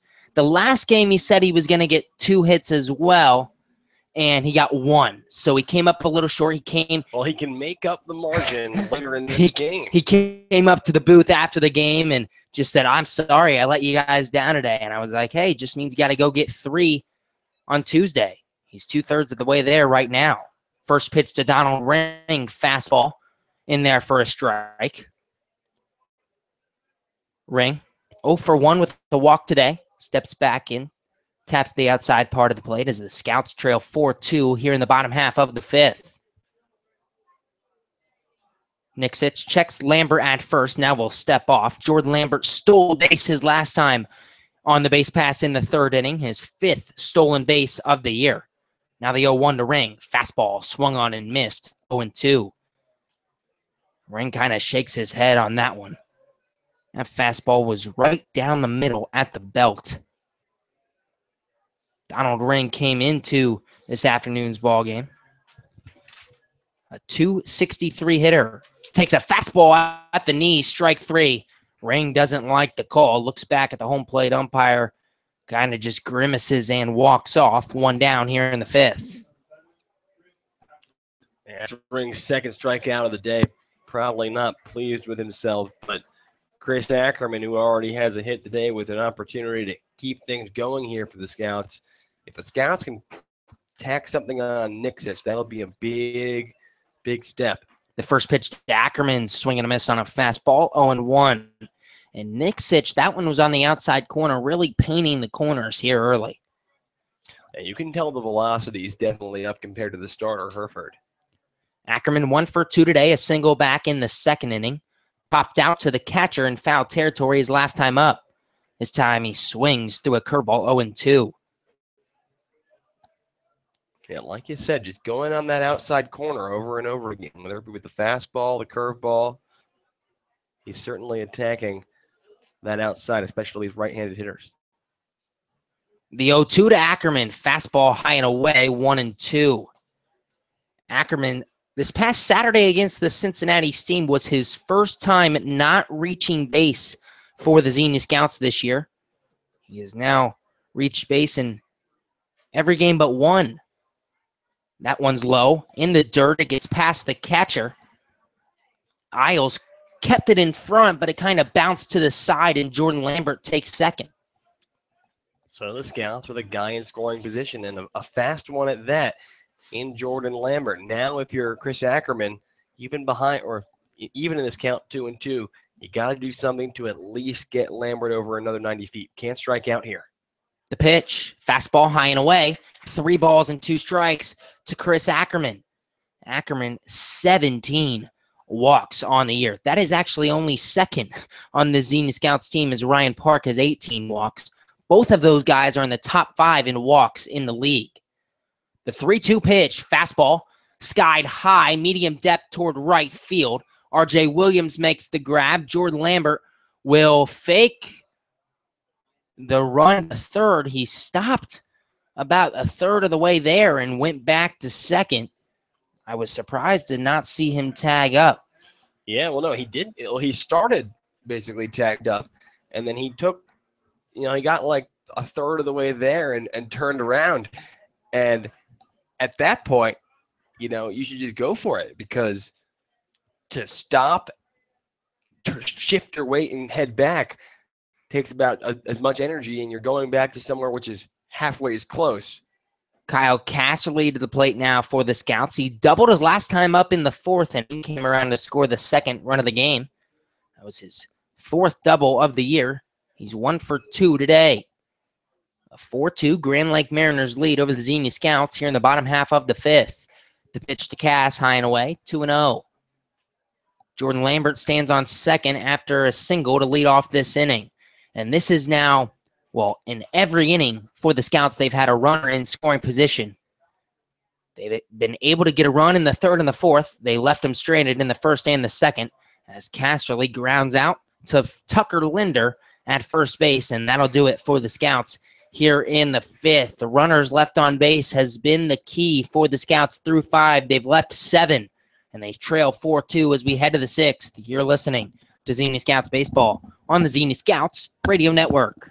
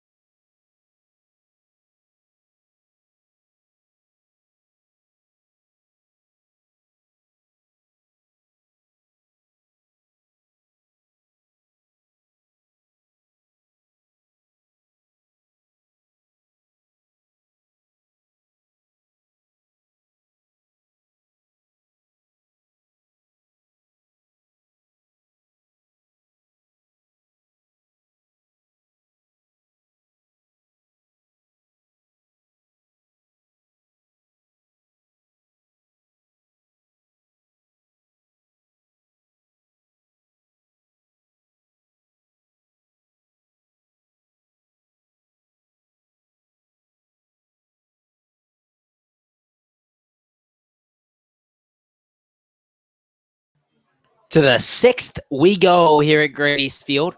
The Mariners come to bat here in the top half of the inning with a 4-2 lead over your Xenia Scouts.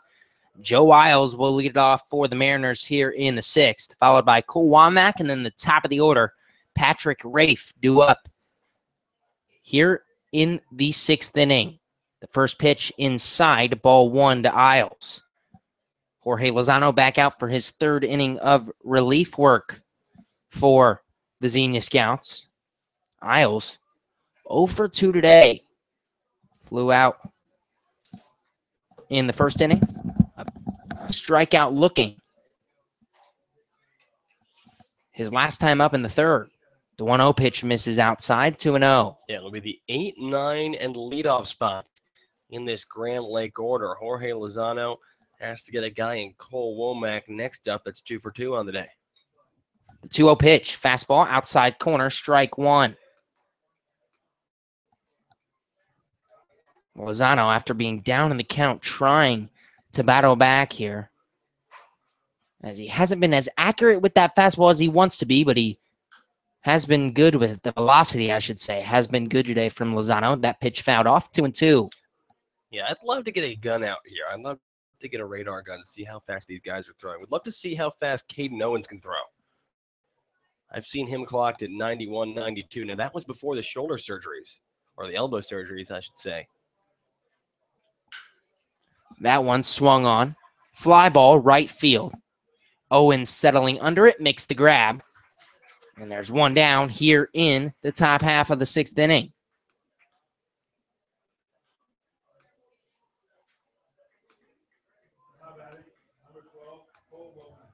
And that'll bring up Cole Womack, the 9-hole hitter for the Grand Lake Mariners here in the sixth. Womack, the righty. Lozano, a curveball in there on the outside corner, strike 1.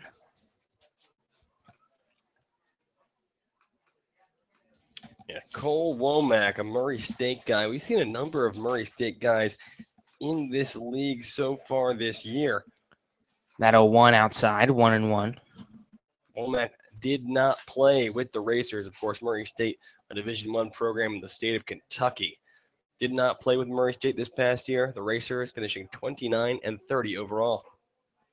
That pitch misses, 2-1 to Cole Womack. And Womack, coming into this game where he's 2 for 2, had really struggled. He was 1 for 20 in the 6 games leading up to this contest. That pitch, a curveball, just misses off the inside part of the plate. 3-1. Womack, as Andrew already mentioned, 2 for 2 today. A double and a single came around to score the 4th run of the game for the Mariners in the 4th. Ground ball now. Bourgeois picks it up at second, fires to Casserly. 2 down here in the 6th inning. And you know, that 2 for 2 almost kind of misleading. Now, remember, that double back in the 2nd was the one where Ange Bourgeois and Caden Owens had a miscommunication out in right field, collided, and the ball dropped in. Still got to call that a double because neither player ever touched the ball. And the single, I believe that was that a regular single or was that the bunt single?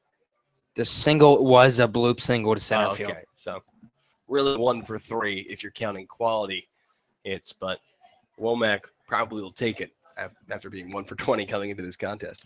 Patrick Rafe to the plate now. He's 2 for 3 today with the bunt single his last time up in the 4th.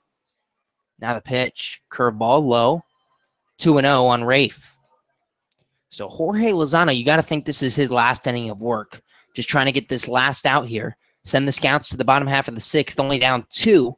And then I wouldn't be surprised if we maybe see Kyle Bruner in the 7th. That would not be a surprise at all whatsoever. Or Michael Pineda O'Donnell. The pitch, 2-0, ground ball towards second, broken bat. Bourgeois picks it up, and that'll do it for the Mariners. A 1-2-3 inning, the 2nd in a row from Jorge Lozano, giving the Scouts a fighting chance. Down 4-2 as we head to the home half of the 6th. You're listening to Xenia Scouts Baseball on the Xenia Scouts Radio Network.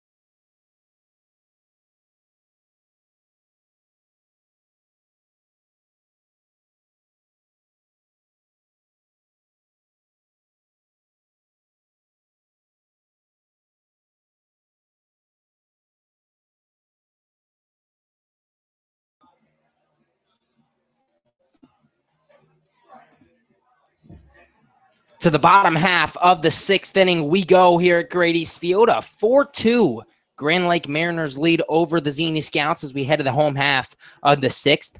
Caden Owens, Aaron Takis, and Ange Bourgeois, the 7, 8, 9 hitters due up for the Scouts here in the 6th, trying to get something going on the offensive end.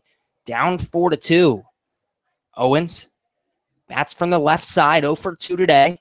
He flew out to second in the 2nd inning, and he grounded out to the second baseman, Buckman, back in the 4th. The first pitch to him, he shows bunt, pulls it back. The pitch high and tight, 1-0. Caden Owens has reached base in 9 of his 10 games played with the Scouts. He's got a 5-game hit streak going, trying to extend that today. The 1-0 pitch, fastball way low and inside, almost hit Owens on the foot. 2-0. Andrew Nixich back in there for his 2nd inning of relief for the Grand Lake Mariners. After Josh Herford, the starter for Grand Lake today, went 4 innings deep, gave up 6 hits, only 2 earned runs. The 2-0 pitch, fastball, chopped back to the pitcher. Nixich picks it up, fires to first, and that'll be 1 down here in the 6th. So Owens is now 0 for 3 today as he just kind of checked his swing on that one. And Aaron Takis steps to the plate for the Scouts. Takis 1 for 2 today, an RBI single his last time up in the 4th inning. Scored the 2nd run of the game for the Scouts and Kyle Casserly. Takis came in today batting 200, 9 for 45 on the year. He has now reached base in 13 of his last 14 games, though, as he takes a fastball high at the chin, 1-0. Andrew Nixich, as we mentioned when he came in last inning, has not allowed an earned run this season. The pitch, line drive, foul ball, left field line, 1-1. Nixich, 5 appearances with the Mariners, only 4 2/3 innings pitched, though. A bunch of short outings for the righty. And now 5 2/3 innings pitched, still no earned runs. At Illinois State this past season, as Takis takes a ball high, 2-1.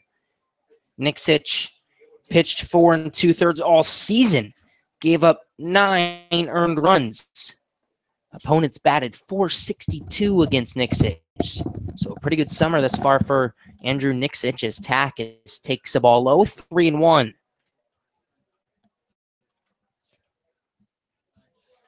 Aaron Takis trying to get a runner on for the Scouts here in the 6th as they trail 4-2. The 3-1 pitch, fastball low and inside, ball 4. Aaron Takis is on for the second time today. And that'll bring up the 9-hole hitter, Ange Bourgeois. Bourgeois, a single his last time up in the 4th. He grounded out to the first baseman, Linder, back in the 3rd. Ange Bourgeois now has a hit in 10 of his last 12 games for the Scouts. He's reached base in 17 of the 18 games he's played in now. The first pitch to the lefty. Fastball low and inside, ball 1. And Nixich has almost hit all 3 of these Xenia Scouts batters on the front foot in this inning. Yeah, and Gabe, that might speak to the fact that, 5 appearances, only 4 1/3 innings pitched. Nixich might be the kind of guy that you get a couple good outs out of him, and then he starts to lose the control. The 1-0, fastball, fly ball, shallow left field. The left fielder, Wraith, coming on, makes the grab, 2 down here in the 6th. Ange Bourgeois just missed that fastball on the inside part of the plate. Back to the top of the order we go. Francisco Andina has reached base twice tonight. He's 1 for 3 with a single, and he reached on a fielder's choice his last time up in the 4th. He homered in Sunday's game. And that was big news. Francisco Andina had 1 home run in school ball this past year. Now 1 on the summer as he lines 1 center field, base hit. Takis will try to go from first to third. Aaron Takis is safe. Andina slides in safely at second. Francisco Andina extends a single to a double. And the Scouts have runners on second and third with 2 down here in the 6th. Yeah, now a big spot for Ben Beachy yet again. We saw him in the 4th inning. He grounded out over to third with runners at first and second. But the leading RBI man on this team with an opportunity to redeem himself with the tying run in scoring position for the Scouts. The Scouts now have 8 hits on the ball game, only 2 runs to show for it. The first pitch to Beachy, fastball in there, strike 1 on the outside corner. Gotta give credit where credit is due to Aaron Takis hustling out there, being able to get from first to third. Andina saw Takis going to third, knew he could take second. The 0-1 pitch to Beachy, curveball way high and inside, 1-1. And I say curveball, but the ball just never curved. Yeah, that nice little attempt at a curveball there, but if Ben Beachy wasn't able to squat down and get out of the way, he might have been plunked in the head. Beachy 0 for 2 with the walk today. But as we've already talked about, he leads this team in hits with 22, doubles with 7, and RBIs with 15. The pitch, line drive, foul ball down the first baseline, and Beachy's behind the count 1-2. And for Ben Beachy, who we saw, even back in the 3rd inning behind in the count 1-2, fought out a 10-pitch at bat that really worked the starting pitcher and allowed Jordan Lambert to single in Francisco Andina, the next batter up. Let's see if Beachy can display that same discipline right here. The 1-2 pitch, curveball, blooped up left field, and that ball's going to land past the diving center fielder, Fitzsimmons. It rolls all the way to the wall. Beachy's going to head for third. He dives in, and he is safe at third base. The ball got away from Cole Womack. 2-run score, and we got ourselves a tie ball game. Ben Beachy, his first triple of the year, and what a time to get it.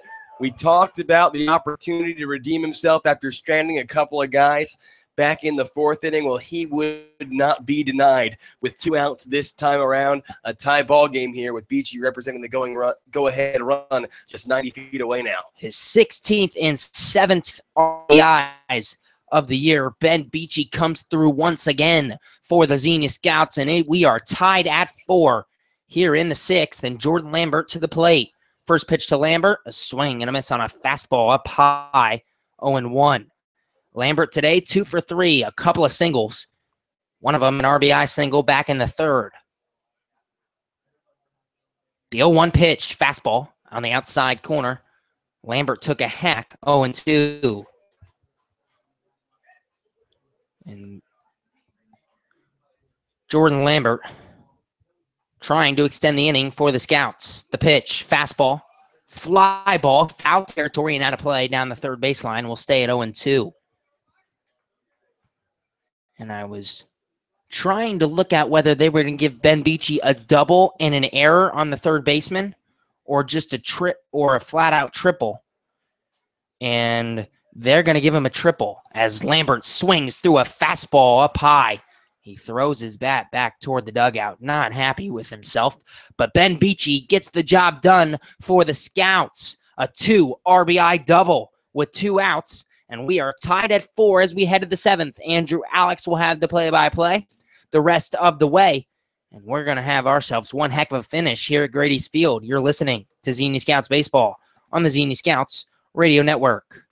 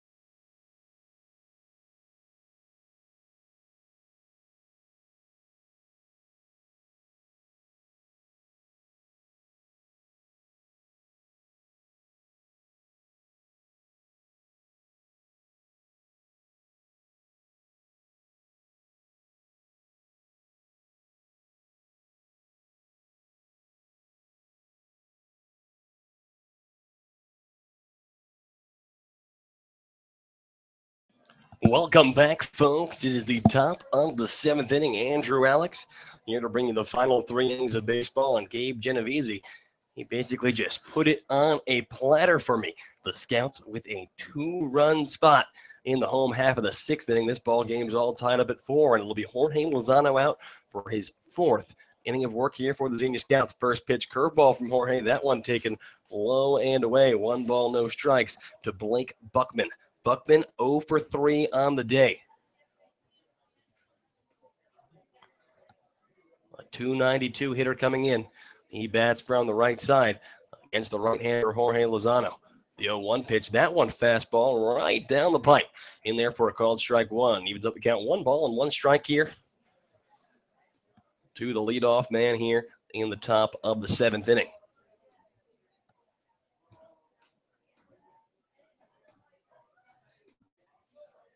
Lozano looks to Ackerman, the 1-1 pitch. And that one, chin music upstairs and inside. Moves the count 2 balls and 1 strike. Lozano from Wright State University. He has allowed a couple of hits, 3 hits in his first inning of work, 1 run on those 3 hits. But since then, he has retired 7 in a row. as he delivers inside yet again. So 3 balls and 1 strike. Kyle Bruner warming up in the bullpen. He will likely take over if Lozano puts anyone on board. Talk about what Jorge has done today. Well, he is, as that ball's hit sharply over towards third. BG Fields on a hop, throws over to first in time for out number 1. So make it 8 straight retired for Jorge Lozano. We're talking about Lozano. That was pitch number, looks like 43. He is 43 pitches deep here through 3 1/3 innings of work for the right-hander from the Dominican Republic. Jorge, of course, a 2016 All-Star in the Great Lakes League. So Lozano.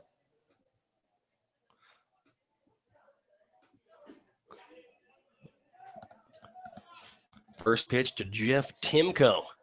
Check swing. Did he go? Appeal to the field umpire says, no, he did not. 1 ball and no strikes here with 1 away. Timko, the designated hitter from Eastern Michigan. A .368 hitter on the year, 4 doubles, 3 home runs now after he homered in the first. But Jorge delivers fastball, some high cheese there. Swung on and missed. Even up the count, 1 ball and 1 strike. Timko, like I was getting to, though, 2 for 3 on the day. A home run, a 2-run home run back in the first. He singled back in the fourth. But he hits that one back towards the mound, gets past Lozano, slow roller towards second. Bourgeois charges, picks it up, throws over to second in time. Or throws over to first in time. That is out number 2. And Jorge Lozano has retired the first 2 batters of this inning. Needs to get 1 more.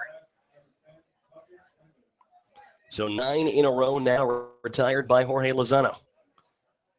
Now with 2 away and nobody on for the Grand Lake Mariners, it'll be Tucker Linder to the plate. Linder, he is 1 for 3 on the day. That one hit a solo home run back in the top of the first inning. First pitch from Lozano. Fastball outside part of the plate. A called strike 1. Nothing in 1 now. Tucker Linder from Marshall University in the great state of West Virginia. A .305 hitter on the year. Lozano delivers low and away that time. Count even, 1 ball, 1 strike. Linder, 11 RBIs on the year. The 1-1 pitch, and that one is flared foul right field side. Lozano now ahead in this count, 1 ball and 2 strikes, but 2 away. The top of the 7th inning here. Jorge Lozano, who came on for Caleb Bly in the 4th inning, now looking to complete his 4th inning of work. In relief here for the Xenia Scouts. The 1-2 pitch, fouled straight back. We'll do 1 and 2 all over again. Scoring summary, it was 3 runs from the Mariners in the top of the first and 1 run in the top of the 4th. 3 of those 4 runs for the Mariners coming via the long ball. The 1-2 pitch again, way inside. Tucker Linder had to scoot out of the way to avoid getting hit by the pitch. So that one evens up the count, 2 balls and 2 strikes. Lozano looks to the catcher, Chris Ackerman. He's ready. The pitch. And curveball upstairs and outside. The count moves full.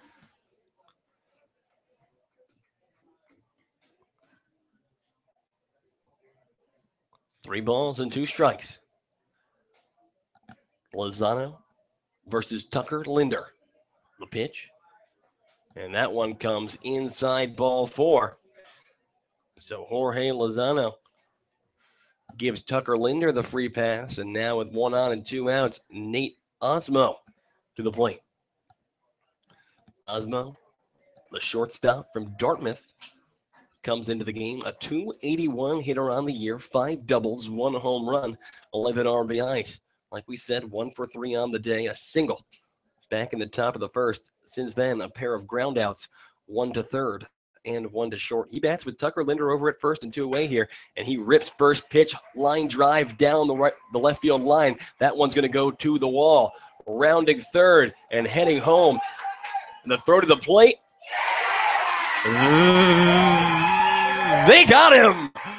A beautiful throw. Oh, no.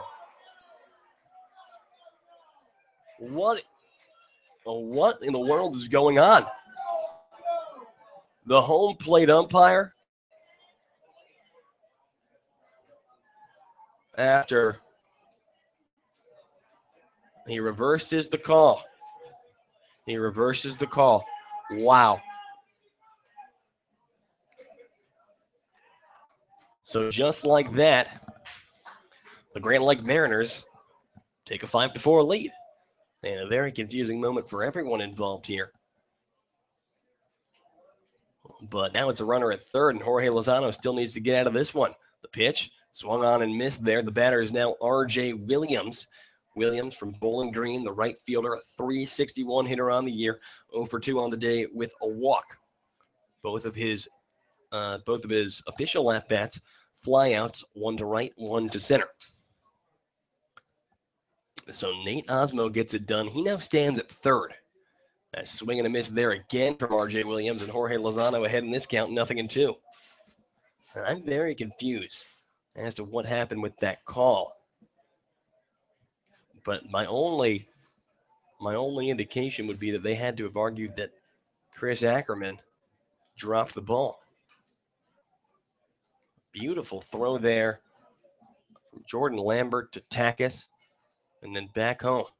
Pitch in there for a called strike 3. He got him looking. So Jorge Lozano sits down R.J. Williams.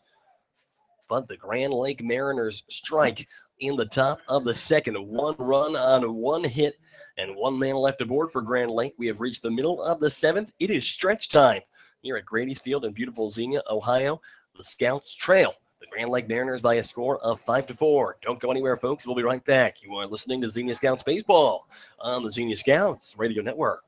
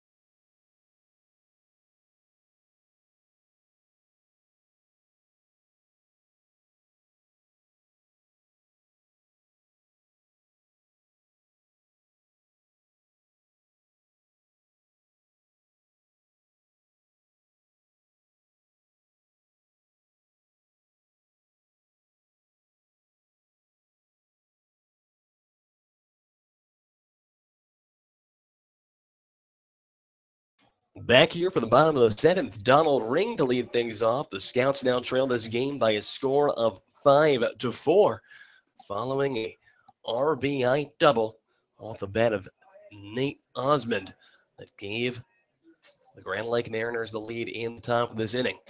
Donald Ring takes a couple of sliders in there for strikes. Very close pitches on the inside, no question. But he's quickly behind in this count, 0-2. Today, he's hitless. 1 for 2 with a walk. Or 0 for 2 with a walk, I should say.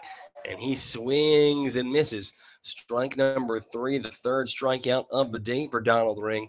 And the leadoff man for the Scouts in this inning is retired. So now with Ring down, it's Chris Ackerman to the plate. Ackerman, 1 for 3 on the day. He singled the first hit of this ball game for the Scouts back in the bottom of the 2nd. Since then, over 2 with a couple of flyouts. First pitch to Ackerman, swung on and missed. Nothing and one goes the count. Ackerman came into the game a 279 hitter on the year, 11 RBIs, 4 extra base hits, a couple of doubles, and a couple of home runs. And swinging and missing again, there is Ackerman.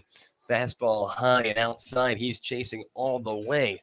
So quickly behind the count, 0-2 goes Chris Ackerman here with one away in the bottom of the 7th.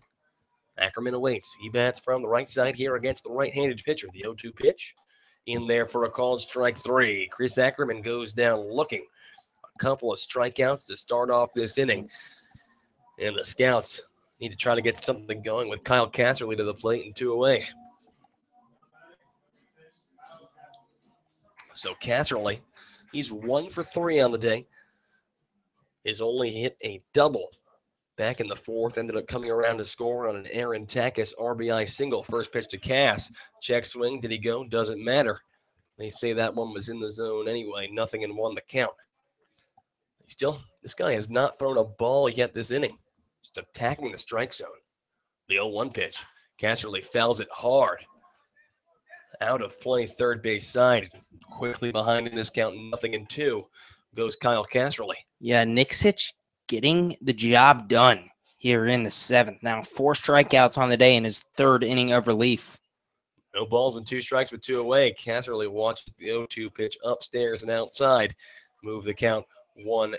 The Scouts trailed by 1 here in the home half of the 7th. The pitch upstairs again. Count evens up 2-2. 2-out rallies. They're not ideal, but they're possible. Just ask the Grand Lake Mariners. It was a walk. With 2 away, they got their little rally started in the top half of the inning. As Casserly pops that one up, foul territory behind home plate. The catcher chasing back, but that one will bounce on top of the overhang here at Grady's Field. Make the count. The count will stay at 2 balls and 2 strikes here. And Casserly trying to get on here and avoid the first inning where the Xenia Scouts would go down 1-2-3. The Scouts with 5 runs on 9 hits, or 4 runs on 9 hits. The Mariners with 5 runs on 9 hits. 2-2 pitch, swing and a miss. The changeup got Casserly that time. He goes down swinging. The Scouts are punched out in order. Ring goes down swinging, Ackerman looking, and then Casserly swinging. Well, that will do it for Xenia in the bottom of the 7th. So no runs on, no hits, and nobody left aboard. We have played 7 innings of baseball here at Grady's Field. The Scouts, they trail this one by a score of 5-4. But don't go anywhere, folks. We got some baseball left to play, and I'll tell you, it will be exciting. We'll be right back. You are listening to Xenia Scouts Baseball on the Xenia Scouts Radio Network.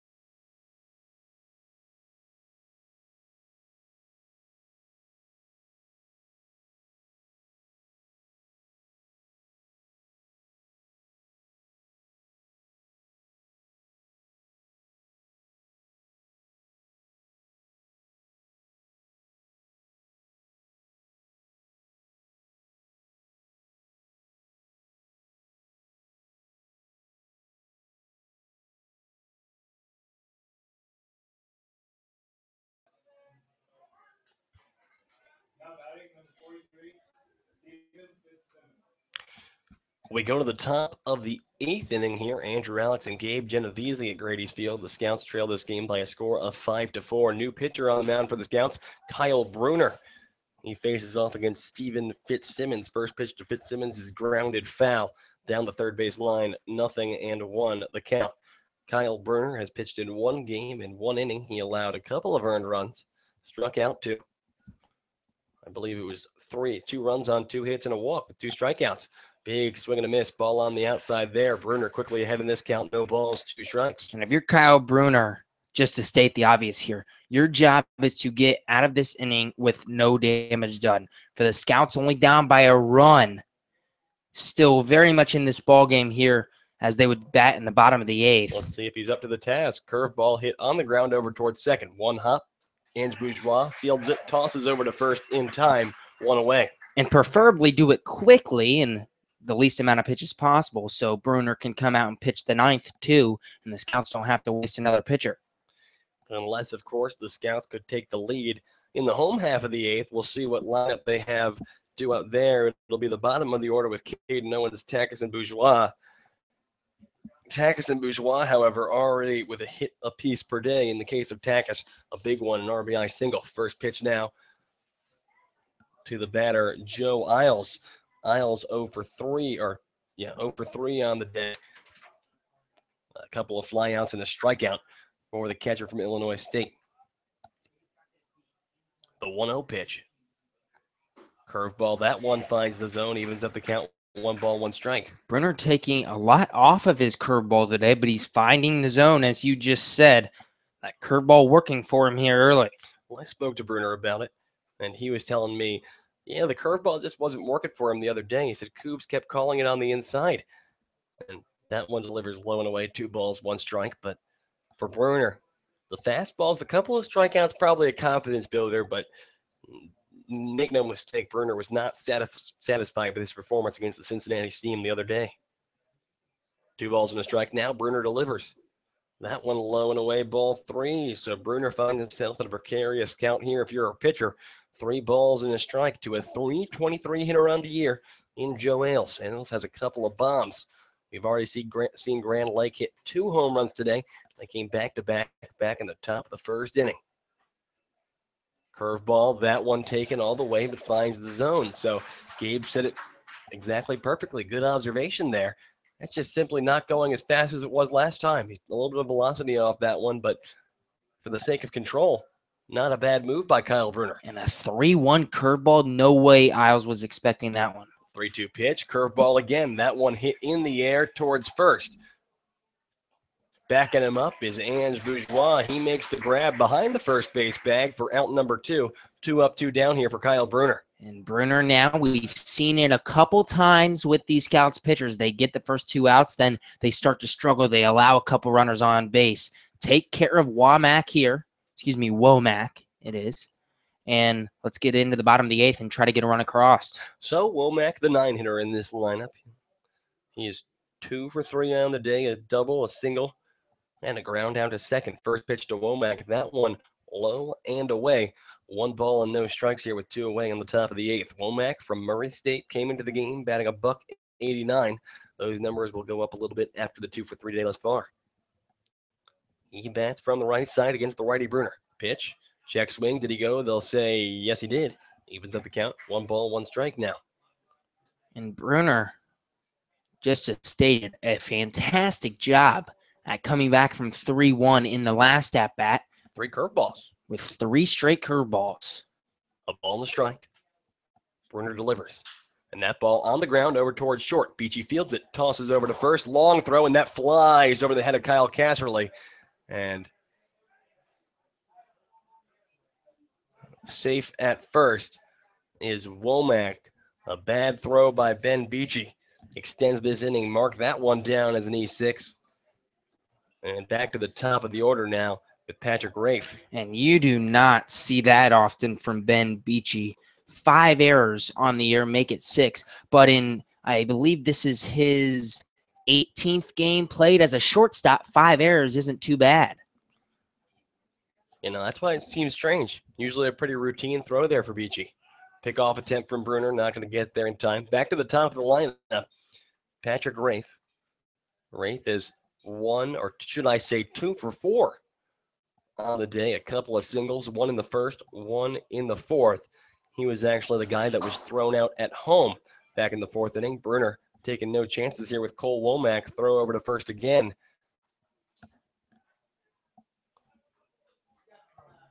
Still waiting for the payoff pitch here.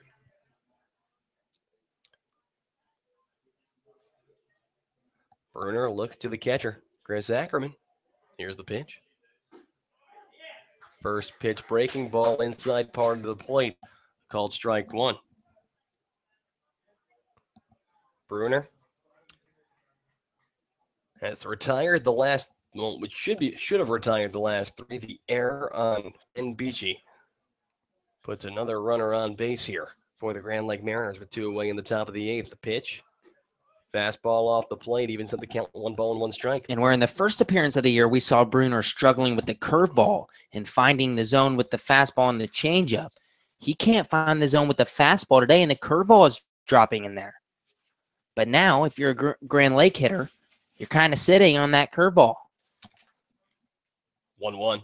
Swing and a miss. Kyle Bruner's ahead in this count. 1 ball and 2 strikes. Patrick Rafe from USC Upstate has reached base in now 15 of 16 games played. Hobbies apparently include skydiving, kayaking, and fishing. Yeah, that's according to his school bio. And let's just put on record, I will never skydive. Well, folks, if you go skydiving, wait for your life insurance premiums to skyrocket. As the 1-2 pitch is fouled hard out of play down the left field side. We're going to do 1 and 2 all over again. 2 outs here in the top of the 8th. A runner at first. The Scouts trail this ball game by a score of 5-4. Xenia trying to pick up their 5th straight win. Keep pace with the Richmond Jazz for 2nd place in the Great Lakes League Southern Division. The batter, Patrick Rafe, bats from the left side against the righty Kyle Bruner. 1 ball and 2 strikes the count. The pitch.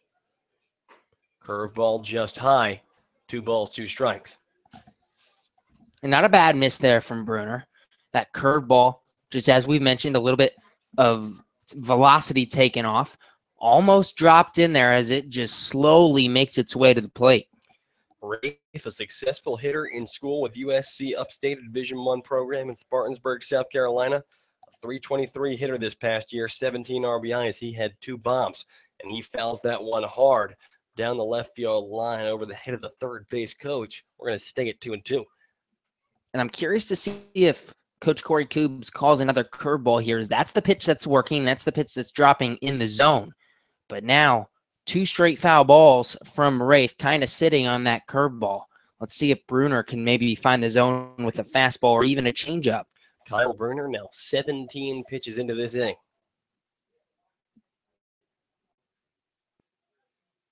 The pitch. In there for a called strike 3. Kyle Bruner sits down the leadoff man, Patrick Rafe, looking and turns away the Grand Lake Mariners in the top of the 8th. No runs on no hits, 1 error, and 1 man left aboard for the Grand Lake Mariners. We have reached the middle of the 8th inning of baseball here at Grady's Field. The Scouts, they trail by a score of 5-4, but they'll be back out there trying to pick into that lead. Don't go anywhere, folks. We'll be right back. You are listening to Xenia Scouts Baseball on the Xenia Scouts Radio Network.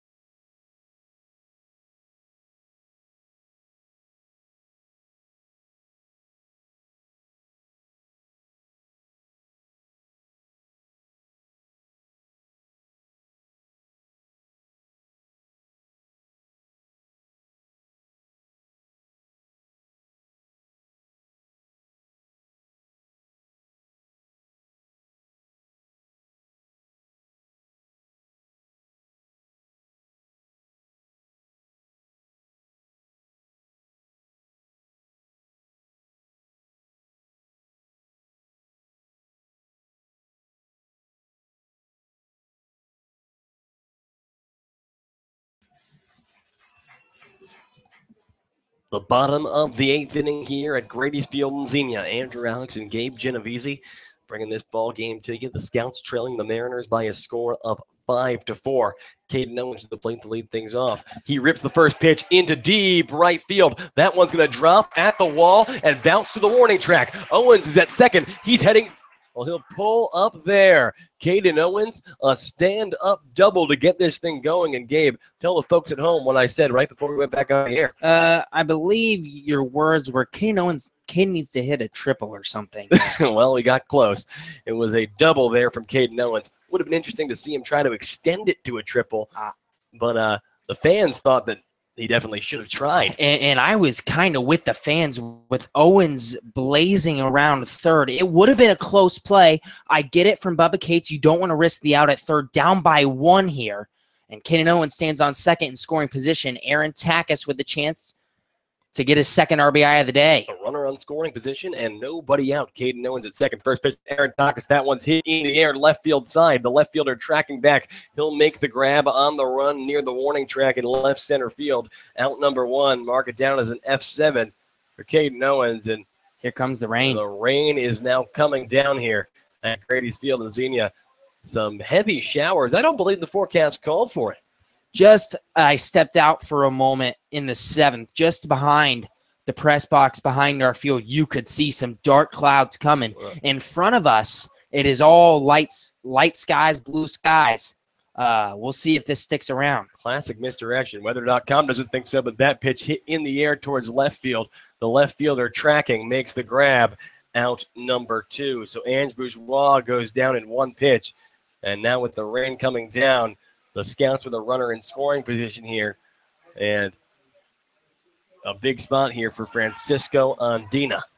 And what I'm thinking right now, what I'm struggling with right now is 2 straight batters, and they both swing at, I believe, the first pitch in the at-bat after Nixic just gave up the double to Caden, and now he's 1 out away in a quick inning here in the 8th. 2 away now. First pitch to Francisco Andino. Waves and misses at a ball on the outside. 0-1 to count. Some heavy showers here. Don't expect them for long. But after Caden Owens led off with a double, that could have really, in all honesty, been a triple. And now talk about what could have happened if Owens had extended that to third. Well, I'll tell you, Gabe, it'd be a tight ball game. 0-1 pitch. Andina hits that one back at the pitcher. The pitcher fields it. Underhand toss over to first. That'll get there in time for out number 3. So an extra base hit to start things off for the Scouts, but nothing going after that. They go down in order following the Caden Owens double. No runs on 1 hit and 1 man stranded. We have played 8 innings of baseball here at Grady's Field. The Scouts trail by 1 run at the hands of the Grand Lake Mariners. They'll have 1 more shot, and they will come out in the 9th to do it. But first, Kyle Bruner back out to the mound 1 more time. And honestly, we'll just take you all the way through this break as Bruner warms up again. So we were talking earlier about the out-of-town scoreboard, of course. The out-of-town scoreboard, something that, believe it or not, at this point in the season, something we really need to focus on. So we talked about it, how the Southern Ohio Copperheads falling 5-3 at the hands of the Richmond Jazz. So the Jazz, they will at least have control of 2nd place in the Great Lakes League after this contest as the rain just continues to increase here at Grady's Field. And I want to say one more thing about Caden Owens' double. You brought up a fantastic point. And again, I'm trying not to say this just from the fact that we know what happened now. Yeah. But in that situation, down 1, I would probably send Owens knowing a deep fly ball then scores Owens on a sac fly. Instead, he holds up, and it looked like he wanted to head all the way around to third. Owens instead holds up, and 2 straight deep fly balls, and it can't. No runs come around. Just to play devil's advocate, I mean, it would have been a really close play at the plate as the rain is now really starting to come down here at Grady's Field. You look at it outside, and that is a heavy storm. Short term, undoubtedly it will be, but we are into the top of the 9th inning now. Kyle Bruner out the pitch on a rainy time here at Grady's Field. The first pitch now to Blake Buckman. Buckman, he is 0 for 4 on the day. A couple of ground outs and a strikeout. As first pitch, that one coming on the inside. A high and inside, the curveball from Bruner, it just slipped out of his hands. If you're Kyle Bruner, as soon as you get that new ball from the umpire, you are keeping that in your glove the entire time, trying to keep it as dry as possible because it's going to be hard to throw the ball. Heavy showers here. Wouldn't be surprised if they postpone the game for a little bit. Turf field here at Grady's, of course, so the field is not affected. It's a matter of whether these guys can see, whether it's safe, and whether we get some lightning or not, and it doesn't look like lightning or thunder is on the way. So it's either going to be we're playing through it or they will delay it because of some sight. 2 balls, no strikes. That one is up and away, 3-0. And the rain probably, either that or Bruner's just off. But now 3 balls and no strikes, and it'll be the job of Kyle Bruner getting across here against the 0 for 4 Louisiana Monroe Warhawk, Blake Buckman. Buckman, that's from the right side against the righty Bruner. Here's the pitch. And that one does find the zone. A called strike 1. So Blake Buckman was already on his way over to first base, as consistently having to switch baseballs here. And the one thing I'll say with Bruner kind of struggling here in the rain is this is just real unlucky if you're the Scouts. If the rain comes while you are pitching and then it stops when you get up to bat in the 9th, Yeah, ball 4, low and away. Slipped out of the hand of Bruner, you could tell there, as that one was delivered far on the outside. And the leadoff man now aboard for the Grand Lake Mariners. A 4th of July afternoon that was nothing but beautiful for the first 8 innings of play, but now, undoubtedly, some heavier storms here, some heavier showers. And, if I was the umpire, I would just wave it off in the confidence that this isn't going to last long. But, of course, maybe delay it 20 minutes or so. Maybe even 10 minutes is all they need. First pitch curveball from Kyle Bruner, inside part of the plate. A called strike 1. The batter is Jeff Timko. Timko was 2 for 4 on the day. A home run, a single. A 2-run home run represents half, or a little bit less than half, I should say, of the 5 runs that the Grand Lake Mariners have put up all day. The 0-1 pitch now. And that one is the runner tries to go. He will slide in safely. And that was like, it almost looked like sliding on the wet turf there. It was like in Mario Kart, little speed up thing. It just makes you go a tad bit faster. And I thought the throw would have been able to beat the runner. But Blake Buckman slides in with a stolen base. And the Grand Lake Mariners with the runner in scoring position here. And nobody out. 1 ball and 1 strike to count to Jeff Timko.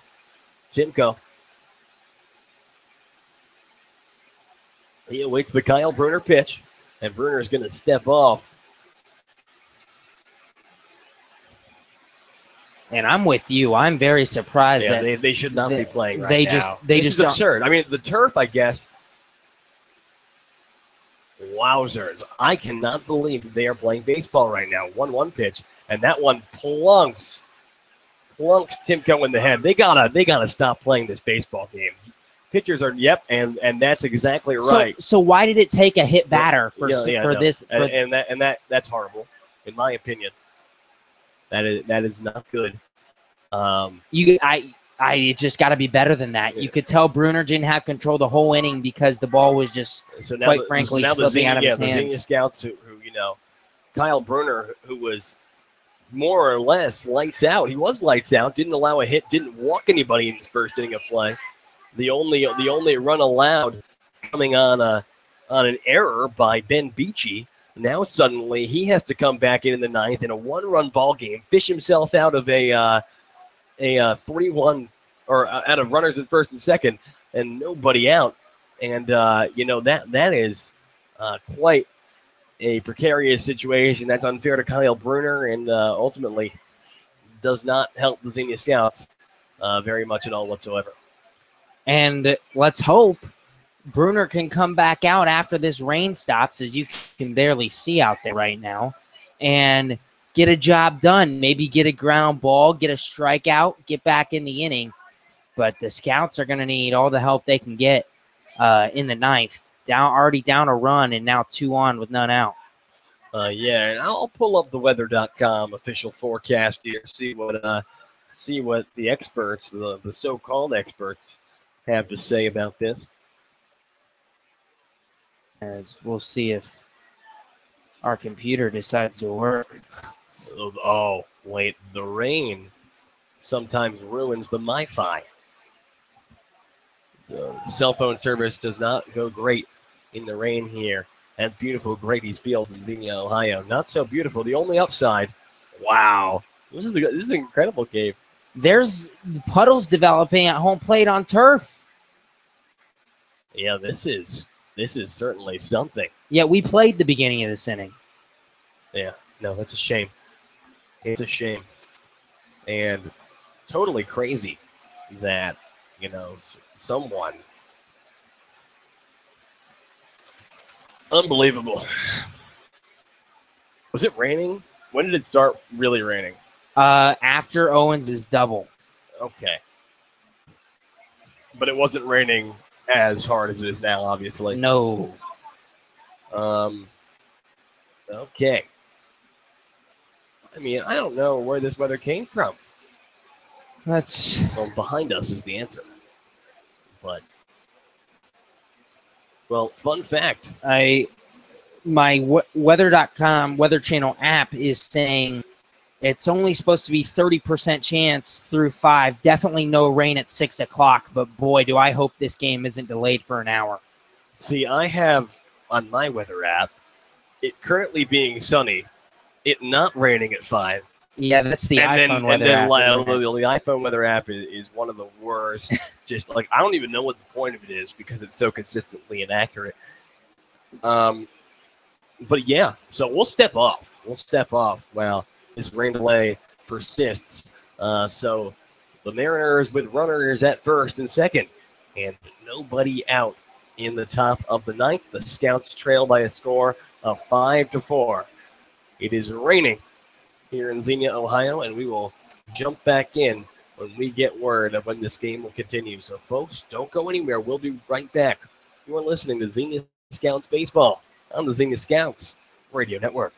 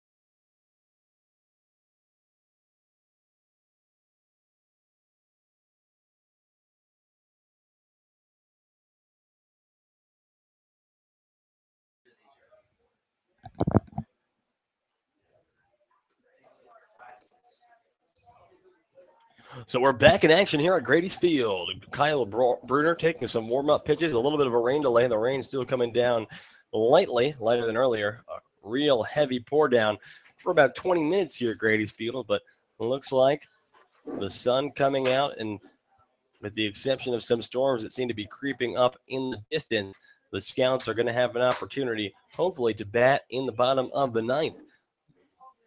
And with Bruner back on the mound here, he is still, I mean, this ball is still flying out of his hands. He can't get grip on it. And I'd be worried a little about maybe he's in his own head a little. He's frustrated. He had to go out there and pitch the first two batters of the ninth with the rain pouring down. And now even after the rain has almost stopped here, in his warm-up pitches at least, he's struggling to find control. I'm curious to see if he struggles, who the Scouts have available to replace him.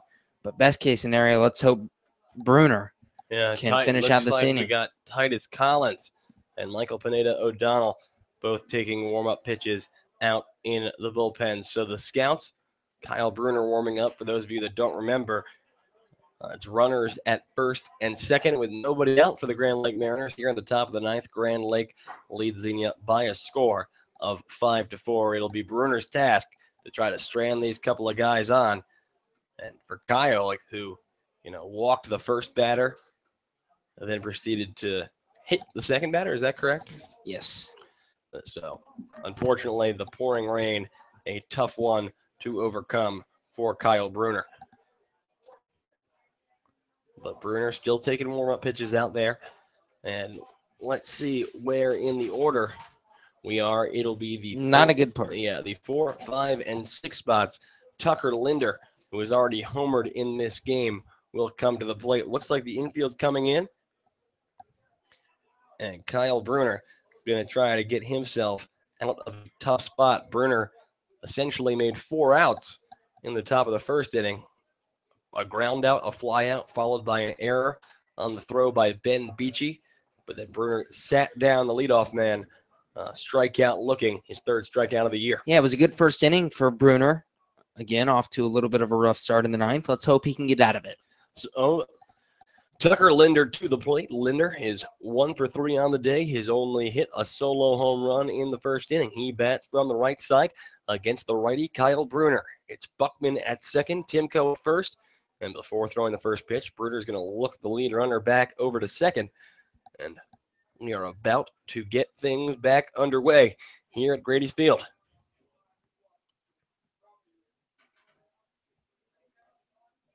So the first pitch here is hit high in the air and deep to center field. Ondina's chasing back. He's at the track, the wall, and he'll make the grab at the wall. The runner at second, Blake Buckman, will take his 90 feet over towards third.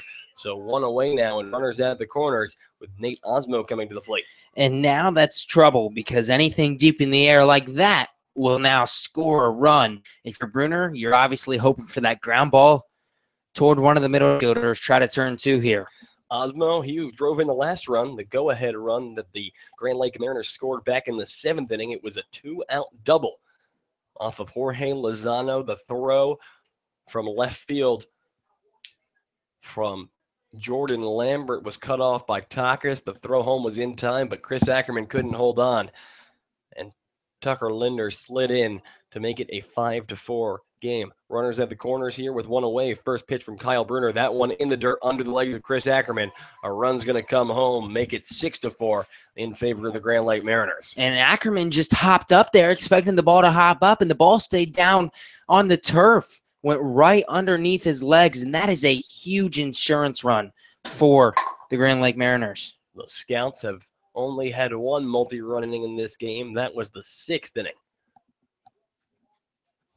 But remember, Xenia will send Ben Beachy, Jordan Lambert, and Donald Ring. They're 3 most talented hitters in the lineup today. So now a runner at second here with 1 away. A 1-0 count now to Nate Osmo. Pitch. And that one lifted high in the air and deep to left field. The left fielder Lambert's going back, but he's going to watch it fly. A 2-run home run from Nate Osmond. And that is another 2 key insurance runs. The Grand Lake Mariners now leading by a score of 8-4. Osmo's had himself a day. Absolutely. 3 for 5, a single, double, 2-run bomb, triple away from the cycle, but it doesn't look like he'll get up again. Yeah. If he does come up to bat again, that would likely mean that either a huge inning for the Scouts or extra innings. So Bruner, he allows the home run, and now 8-4 the score. R.J. Williams to the plate. Williams is 0 for 3 on the day, a couple of flyouts and a strikeout. He shows bunt but pulls back. First pitch taken on the outside, ball number 1. It was a walk followed by a hit by pitch. Then on a flyout, the runner at second advances to third. He scores on a pass ball, and then a 2-run home run from Nate Osmo. As that ball's hit back at Bruner, he can't get it. Up the middle it goes. That one rolls into center field. A single for R.J. Williams, the second allowed by Bruner in the game, the second of this inning. And a 1 on and 1 out here for the Grand Lake Mariners, who lead by 4. And it really is just a shame that Bruner kind of got the unlucky draw of the rain here, because he pitched one heck of an 8th inning, and then he comes out, walk, hit by pitch, home run, single. So hopefully Bruner can get a double play ball now and stop the bleeding and give the Scouts some kind of chance. He looks back over to first. The Scouts will need 4 in the home half if Bruner can get a couple of outs here. The batter is Stephen Fitzsimmons. He has already faced Bruner today. Bruner got him to ground out as that ball really gets away from Bruner, a curveball that ends up about 10 feet. You're not kidding. 10, 12 feet. That ball was way outside the opposite batter's box. Yeah, that was like the 2 lengths of the batter's box away from being a strike. He can't get a grip on the curveball now. Yeah, no, and he might have a little bit of the yips here after, the rain coming out, and obviously his grip probably affected. The ball's wet. Just a tough go for Kyle Bruner here, but just one pitch. The runner at first, R.J. Williams, advances to second, so away goes the double play ball there, and the Grand Lake Mariners with another runner in scoring position here with still just 1 away in the top of the 9th. 3 runs for the Mariners so far. It's R.J. Williams at second, 1-0 the count to Fitzsimmons. That ball in the dirt, 2 balls, no strike, goes the count. Fitzsimmons from Valparaiso is 0 for 3 on the day. He has reached twice, 1 on an error by the pitcher Caleb Bly. He then walked his next time up. Since then, a fly out and a ground out.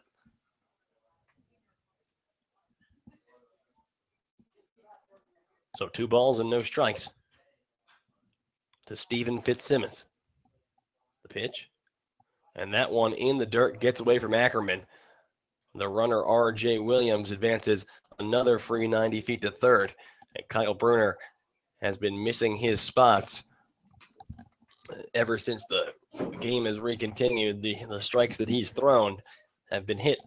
And another run 90 feet away, a long fly ball here, or another passed ball for that matter, will bring home the 9th run of the ball game for the Grand Lake Mariners. 3 balls and no strikes now to Fitzsimmons. He hits from the left side against the righty Bruner. The 3-0 pitch. That one taken low, ball number 4. A 4-pitch walk to Stephen Fitzsimmons. And Kyle Bruner, unfortunately, just cannot get anything going here. So Bubba Cate's going to come out to the mound, and a pitching change will be made. So we are going to step off, and we will be back when the change is complete. Don't go anywhere, folks. We'll be right back. You are listening to Xenia Scouts Baseball on the Xenia Scouts Radio Network.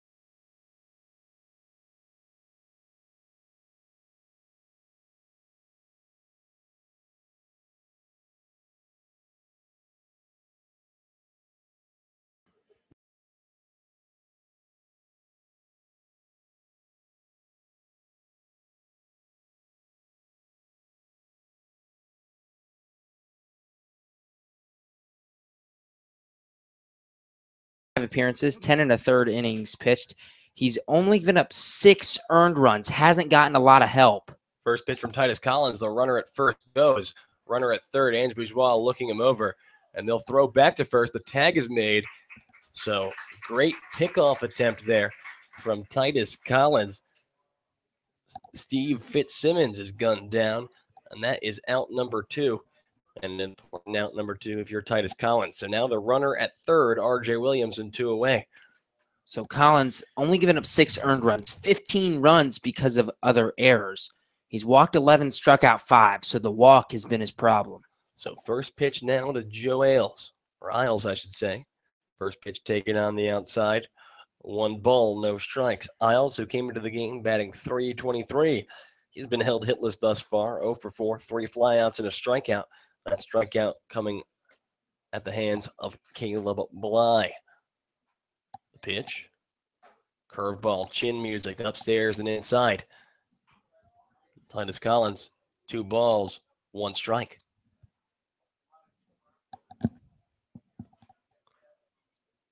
Collins from Bruton Parker College, a Division III program in the great state of Georgia.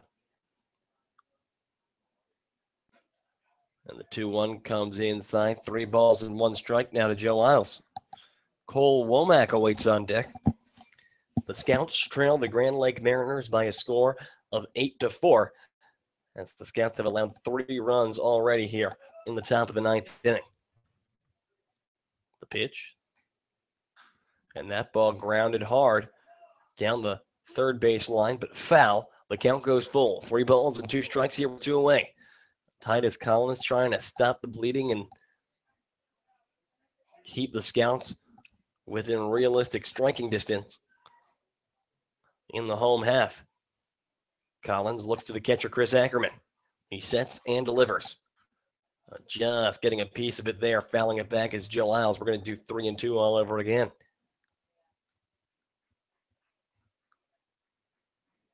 Last time we saw Collins, I believe, against the Richmond Jazz.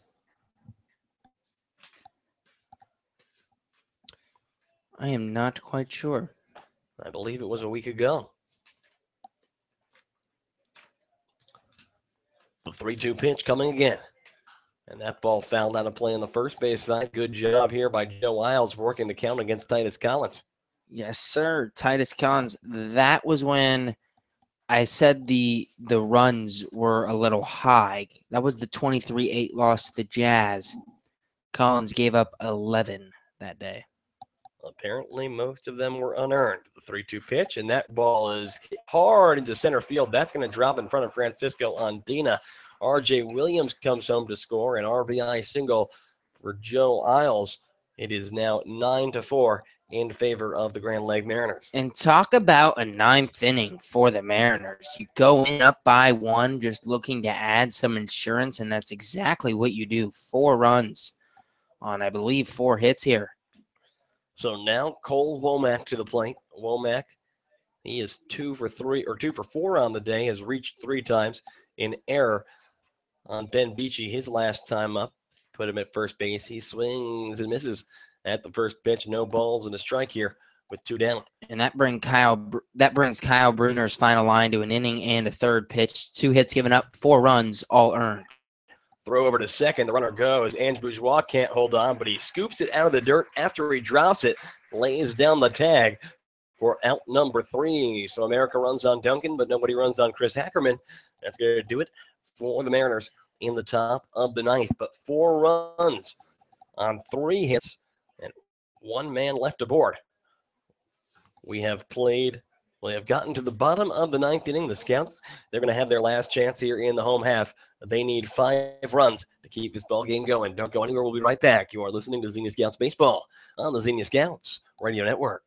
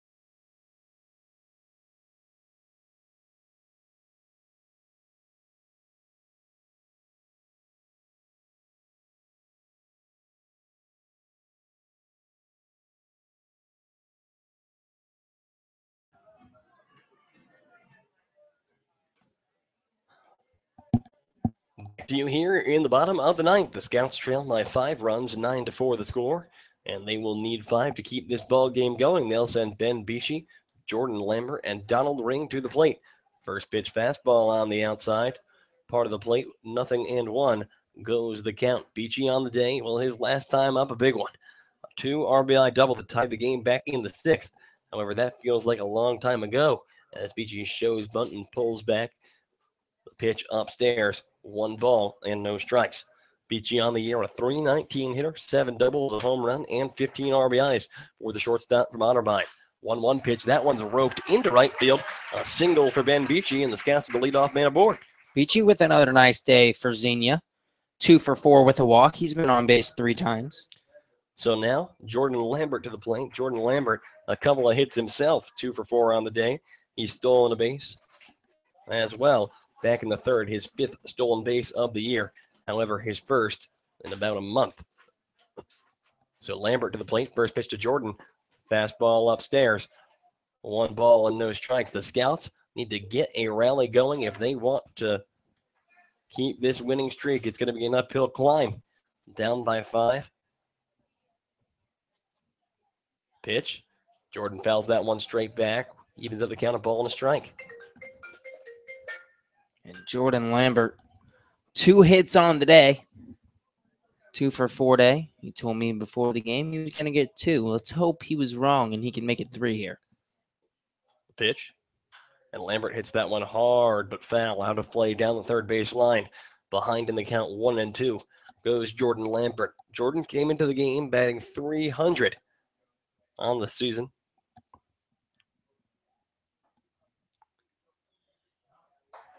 As curveball misses upstairs, evens the count, 2 balls, 2 strikes. Lambert, the left fielder from Tennessee Martin, the native of Savannah, Tennessee, has been known for the big day. And extra bases here give the Scouts a real chance at life. The 2-2 pitch, upstairs again, ball 3. So Jordan Lambert, after falling behind 1-2, takes a couple of high pitches, moves the count 3 balls and 2 strikes here with nobody out and a runner at first in Ben Beachy. So Lambert steps back into the box. He hits from the left side against the righty. The 3-2 pitch, here it comes. Upstairs, ball 4. Jordan Lambert draws a walk. And the Scouts with runners at first and second here with nobody out. And if you're going to do it, that's the way to start it. Get a couple on. And we have a pinch hitter, Caleb Fernholz. Caleb Fernholz, who started Saturday's contest. On the mound. On the mound, yeah. But he came back here with the stipulation being that he gets some ABs. He hit .230 in fall ball with the University of St. Thomas.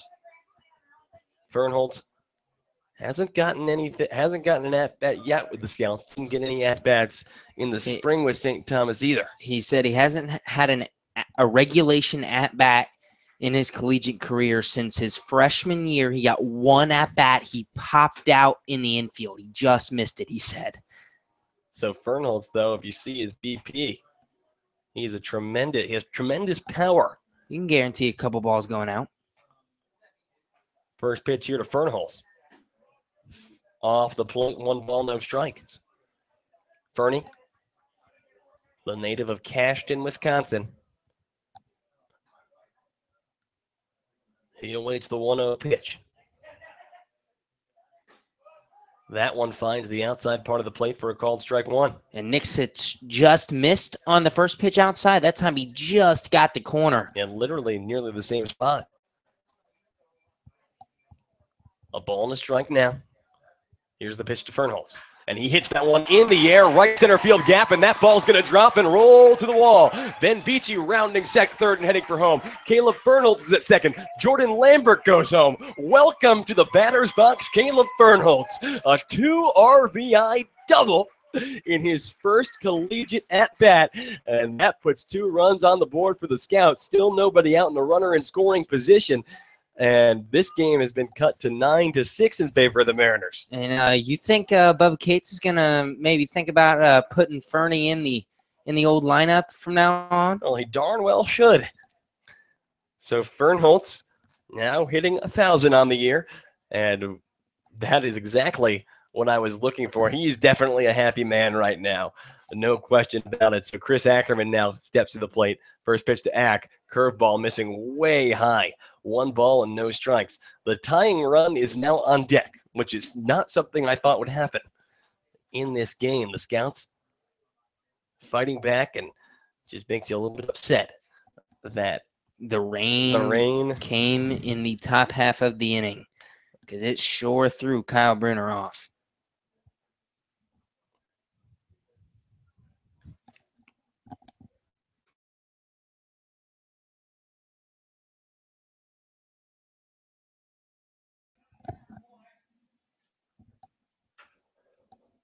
A ball and no strikes now to Chris Ackerman. Ackerman hits from the right side against the righty. The pitch. Check swing. Did he go? They say that one found the zone anyway. Yeah, he didn't go, but that one got the knees. Evens up the count 1-1. Ackerman on the day.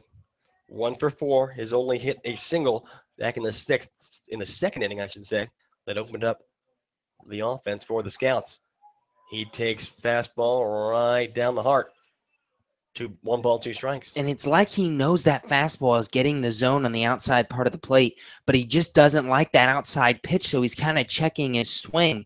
I wouldn't be surprised to see Nixic go right back to a fastball outside. The 1-2. Check swing, and they'll say he went. Chris Ackerman goes down, and that is out number 1 here. So now a runner at second and 1 away. Kyle Casserly to the plate. Casserly, 1 for 4 on the day as well. He's only hit a double back in the 4th. He ended up scoring on an Aaron Takis RBI single. So Cass bats from the left side against the righty. Caleb Bernholz leads from second. The pitch. Way on the inside. 1-0 to Kyle Casserly. Casserly kind of takes his deep breath there. That would have been his front knee. That would hurt. Cass came into the game a .221 hitter. 6 doubles on the season. 8 RBIs for Cass. He awaits 1-0. He hits that one high in the air, foul territory behind the plate, chasing back the catcher. He'll watch that go into the netting. And as I watch Gabe exhale right next to me, that was very, very close to being out number 2. When that ball came off the bat, I thought there was no way that was going out of play. It would have been close, but I thought it was definitely going to stay in play by a few feet. And Casserly catches a break. So 1 ball, 1 strike now to Kyle Casserly. Fernie at second.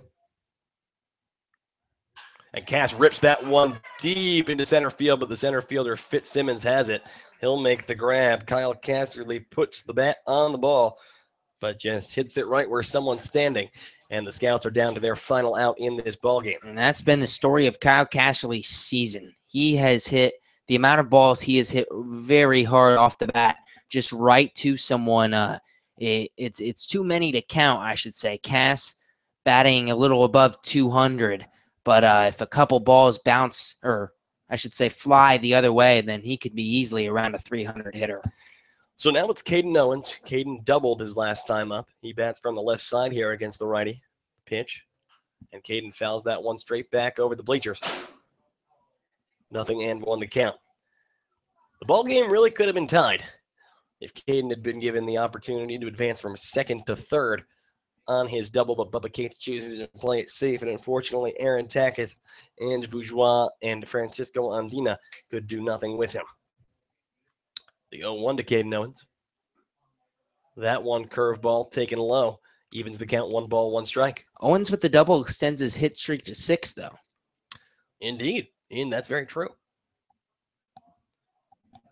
Caden came into the game batting .250. He stays at .250 at 1 for 4 on the day. The 1-1 pitch. Low and inside. Move the count 2-1. Caden from Oral Roberts, Division I program, the Golden Eagles out in Tulsa, Oklahoma. One of a couple of Division I talents here in this game. The entire Grand Lake starting lineup, actually, Division I. The 2-1 pitch. Curveball really gets away from the catcher, flies over his head. Caleb Fernholz takes third base. And now they count 3-1 to Caden Owens. And a single here should score Caleb Fernholz, but can't get out. Yep, 2 down, takes the sac fly away, down by 3 with 2 outs. I mean, self-explanatory. Indeed, indeed. Yeah. 3.5 hours into this one. 3 balls and a strike to Caden Owens. The pitch. And Caden lifts that one high in the air. Medium right field. The second baseman calls for it, makes the grab, and that's going to be all she wrote here on a 4th of July matinee between the Scouts and the Mariners. The final score, the Grand Lake Mariners 9, the Xenia Scouts 6. The Mariners with 9 runs on 12 hits and 3 errors. The Scouts with 6 runs on 12 hits. They had 3 errors as well. The winning pitcher is going to be Andrew Nixich. The losing pitcher is going to be Jorge Lozano. So a lot of signs, both positive and negative for the Scouts. They fall to 11-10 on the season. They will stay tied with the Southern Ohio Copperheads in 3rd place in the Southern Division. Things I was impressed with today, Ben Beachy, 2 for 4, 2 RBIs. He came through in a big spot once again. Indeed. Jordan Lambert, 2 for 4 with a walk. He was on base 3 times. Caleb Fernholz, 2 RBI double in his only at bat of the ball game.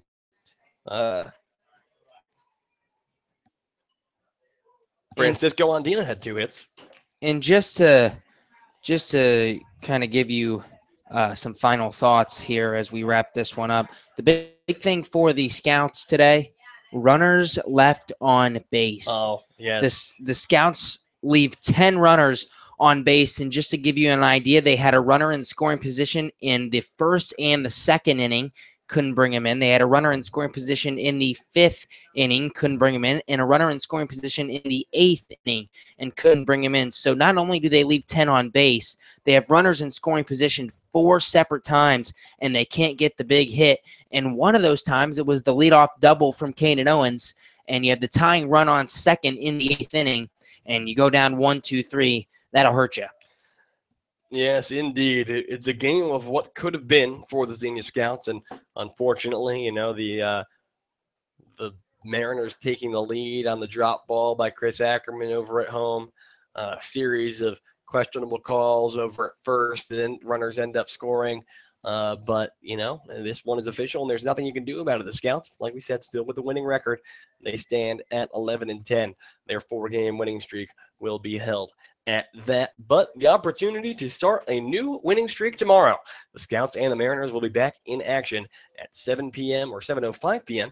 Eastern Standard Time here at Grady's Field in beautiful Xenia. We hope to have you with us for the broadcast or live in action at the game, depending on whether you live in the area and are available. I am Andrew Alex. He is Gabe Genovese for us and the entire Xenia Scouts family. We thank you for joining us tonight. We wish you a pleasant 4th of July. Happy birthday, America. 241 deep. Good night.